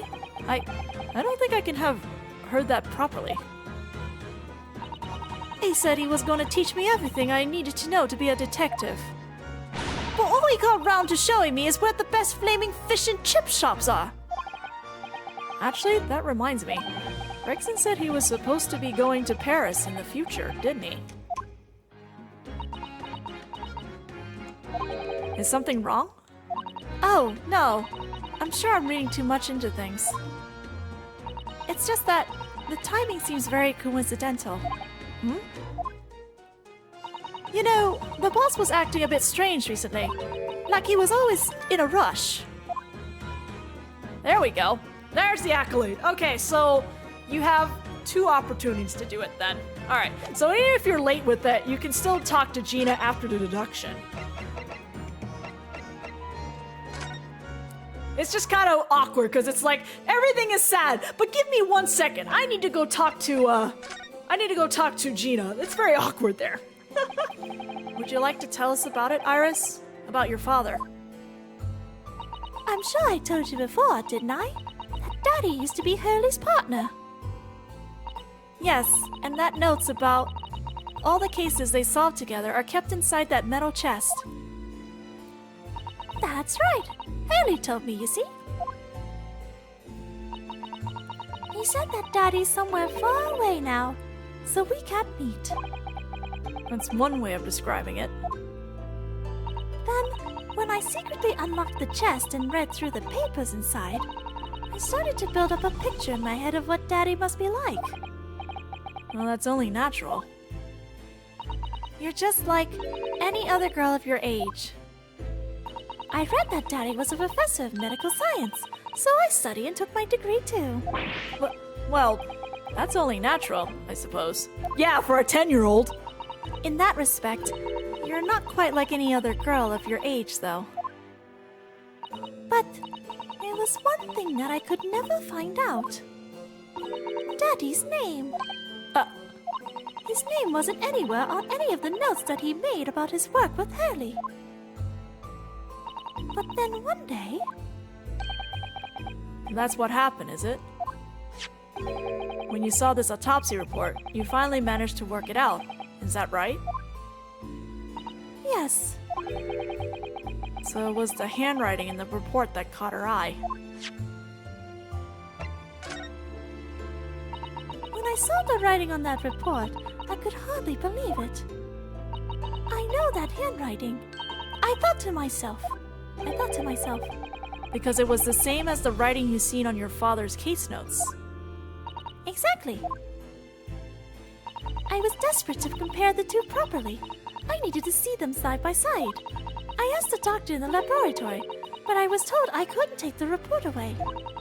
And even worse, I was told that was the first and last time we'd be allowed even to look at it there. So you decided to steal it. When I compared the autopsy report with the case notes I had here, there was no doubt. The handwriting was exactly the same. It was Daddy's. And the signature of the coroner at the bottom of the autopsy report read Dr. John H. Wilson. So that's how I finally found out. I learned Daddy's name at last. I see. Ever since then, I've called myself Iris Wilson. And that's also when I had the brilliant idea of writing stories all about Daddy's exciting times with Hurley. I decided there and then that I'd write the adventures of Herlock Sholmes. Oh, Iris. I had no idea the stories had quite such a deep personal significance to you. I can see why the autopsy report was so important to her now. And why she was prepared to break the law to get her hands on it.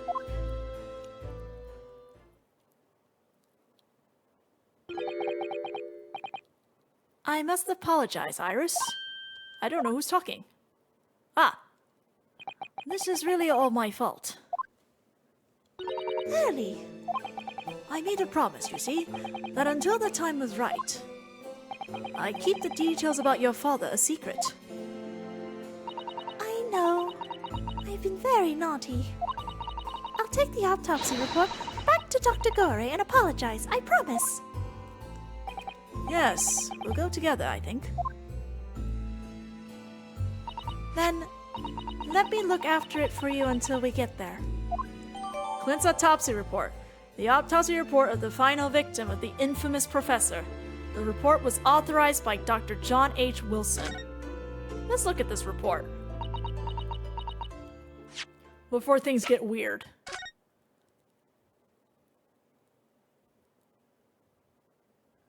31st of May between 9 p.m. and midnight. Death from a single stab wound to the heart. Other superficial external wounds indicative of a duel. Additional recent scarlet ink stains visible on the little and ring fingers of the right hand, but no document in corresponding ink was found. You don't say! Vital evidence recovered from the victim's stomach during autopsy. Credited to Inspector Gregson for petitioning so doggedly for the autopsy procedure. No internal trauma noted anywhere in the body. Okay. I must go and water my herbs, I think. I'll see you all later. Poor Iris. She must be feeling awful. I know Mr. Shom is here for her, but still. Oh! What? What? How? What's the meaning of this, Mr. Sholmes? Mr. Sholmes? Oh dear me. So, you've noticed, I see. But that would mean... What on earth's the matter, Mrs. Sato? You've turned as white as a sheet. It's this autopsy report, Mr. Naruhodo. The one from 10 years ago. The writing isn't Dr. Wilson's at all. Huh? What do you mean? How could you possibly know that? Because I know this writing very well. This writing is my father's. What? Professor Mikatoba's? Huh? Indeed, it's true. And now you know, my dear fellows. No, I don't know anything. What on earth does this mean? What on earth does all this mean, Mr. Sholmes?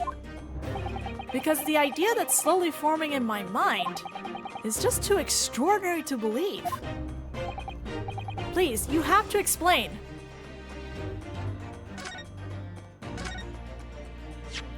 So, this autopsy report was actually penned by Professor Mikatoba then? But that makes no sense. It's not possible, surely. Not possible. My dear fellow, pray, take a deep breath and think again.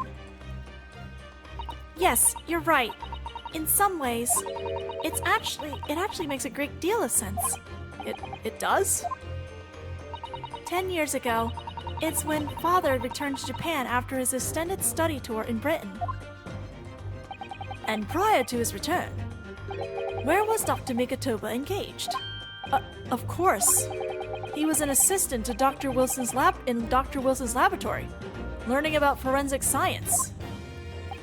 And as an assistant, he would have aided with the dissection work, making detailed notes, which would be assembled into the full autopsy report.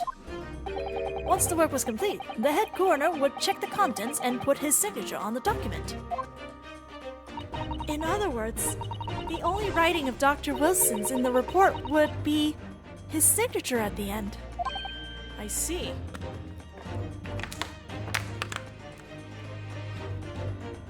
I have drank. So Iris got the wrong end of the stick, you mean? She saw that and assumed the whole report had been written by Dr. John H. Wilson. Which is very understandable, of course. What a complicated situation. What is going on? It's signed by Dr. John H. Wilson, who carried out the procedure, though Professor Mikatoba actually penned the report. Your partner! And now, the grand reveal! Thinking about it, most of what we know about you, Mr. Sholmes, comes from the published stories of your exploits. Yes, The Adventures of Herlock Sholmes, written by Iris. And we really have no way of knowing what's fact and what's fiction. Most troubling for you, my dear fellow, I'm sure. So what about the supposed partner of yours? Did he really exist or no? Ah, you've come straight to the point, I see. And please come straight to the answer. I believe Iris explained it in one of her installments. He was a trusted comrade, and the only person I could truly have called a friend. And did this partner of yours truly make a record of all your cases? Are his notes really stored inside that metal chest? Absolutely, my dear madam. Absolutely. So, where's your partner now? We rarely meet. You see, he lives on the other side of the world. But if this autopsy report and the records of all your old cases were penned by the same hand, and if the autopsy report was written, though not signed, by your famous partner, there would be only one logical conclusion. Pray, impress me. Your partner would have to be Yujin Mikatoba.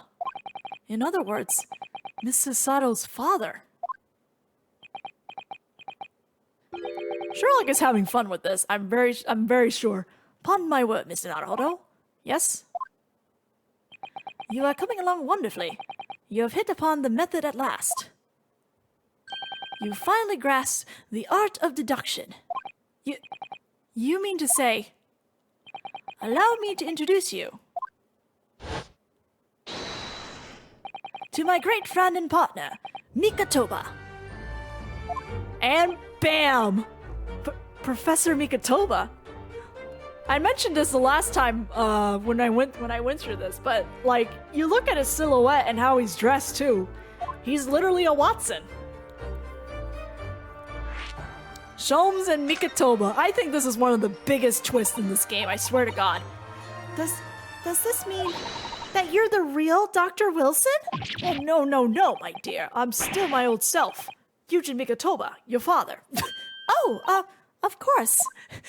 Susato is beside herself. This is obviously too much for Susato-san to take in. I must say, though, how my old friend has attained worldwide celebrity as a great mystery solver is the greatest mystery of all. I still remember the first time we met. Pray remind me, when was it again, Mikatoba? 16 years ago, Sholmes. Yes, quite. 16 years ago.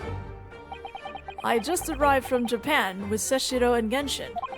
I was in search of lodgings close to the hospital, some comfortable rooms at a reasonable price.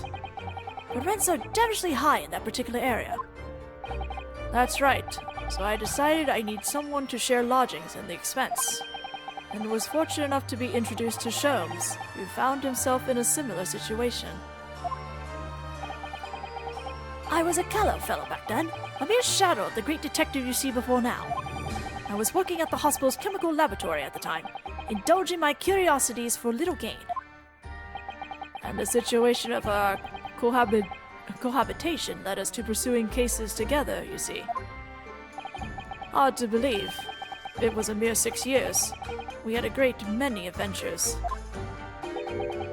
But in the last year of Mikatoba's stay in Britain, that most infamous of cases presented itself. The case with which you've become rather familiar yourselves, the Professor killings. After that trial, Seshu and I was summoned back home. Hardly surprising, given the circumstances. So there you have it. And as you know, all the details recorded by my trusted chronicler remain in that metal chest. This is just amazing. Professor Mikatoba really is Mr. Sholmes' famous partner. But that raises a lot of questions now. Father. Goodness, my dear. What a cutting look. As your daughter, I'm very proud to learn that you are the great detective's great partner. But nevertheless, there's another mystery that I really must ask you to explain now. Iris! And that is... You know very well what it is. The unresolved matter of Iris's father. Of course. I've forgotten about that one.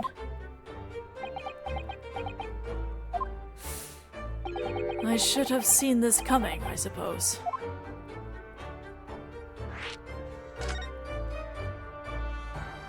Iris told us that all the notes from the great detective's adventures that are in that metal case were written by her father. Isn't that correct, Mr. Sholmes? That is indeed what I told young Iris. But if you're Mr. Sholmes' partner, Father, and you wrote all those case notes, then Iris's father must be you. Yeah! That's awkward. Pardon my word, Mr. Sato. You are coming along wonderfully as well. You too have hit upon the method at last. You finally grasped the art of deduction. What? That's a lie! What you've always told me, Father, is that my mother died when I was born 16 years ago, and you left me in grandmother's care whilst you embarked on your study tour of Britain. And I've always accepted that.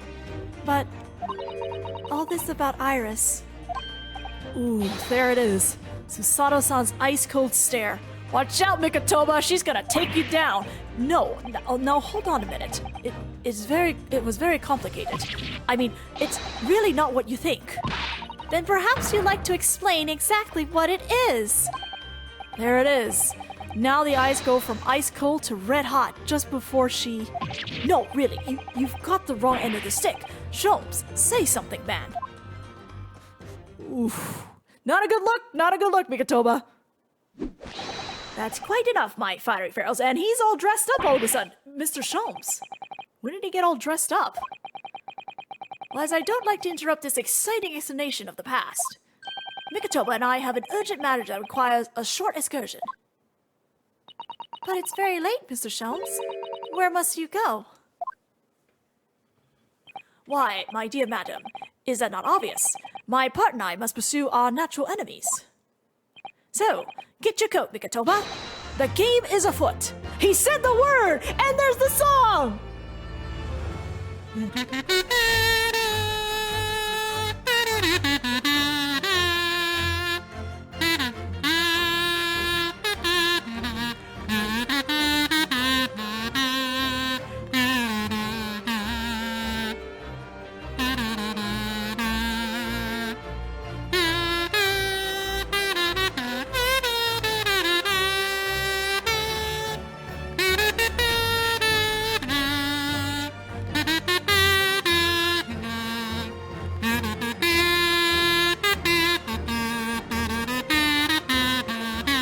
Okay. but Sholmes, I really must give Susato a full explanation, I think. Later, my dear fellow, later! Our carriage awaits downstairs already. You haven't changed one iota, have you? I mean, really, I visit our home after 10 long years, and when I opened that chest in a fit of nostalgia, I quite inexplicably passed out.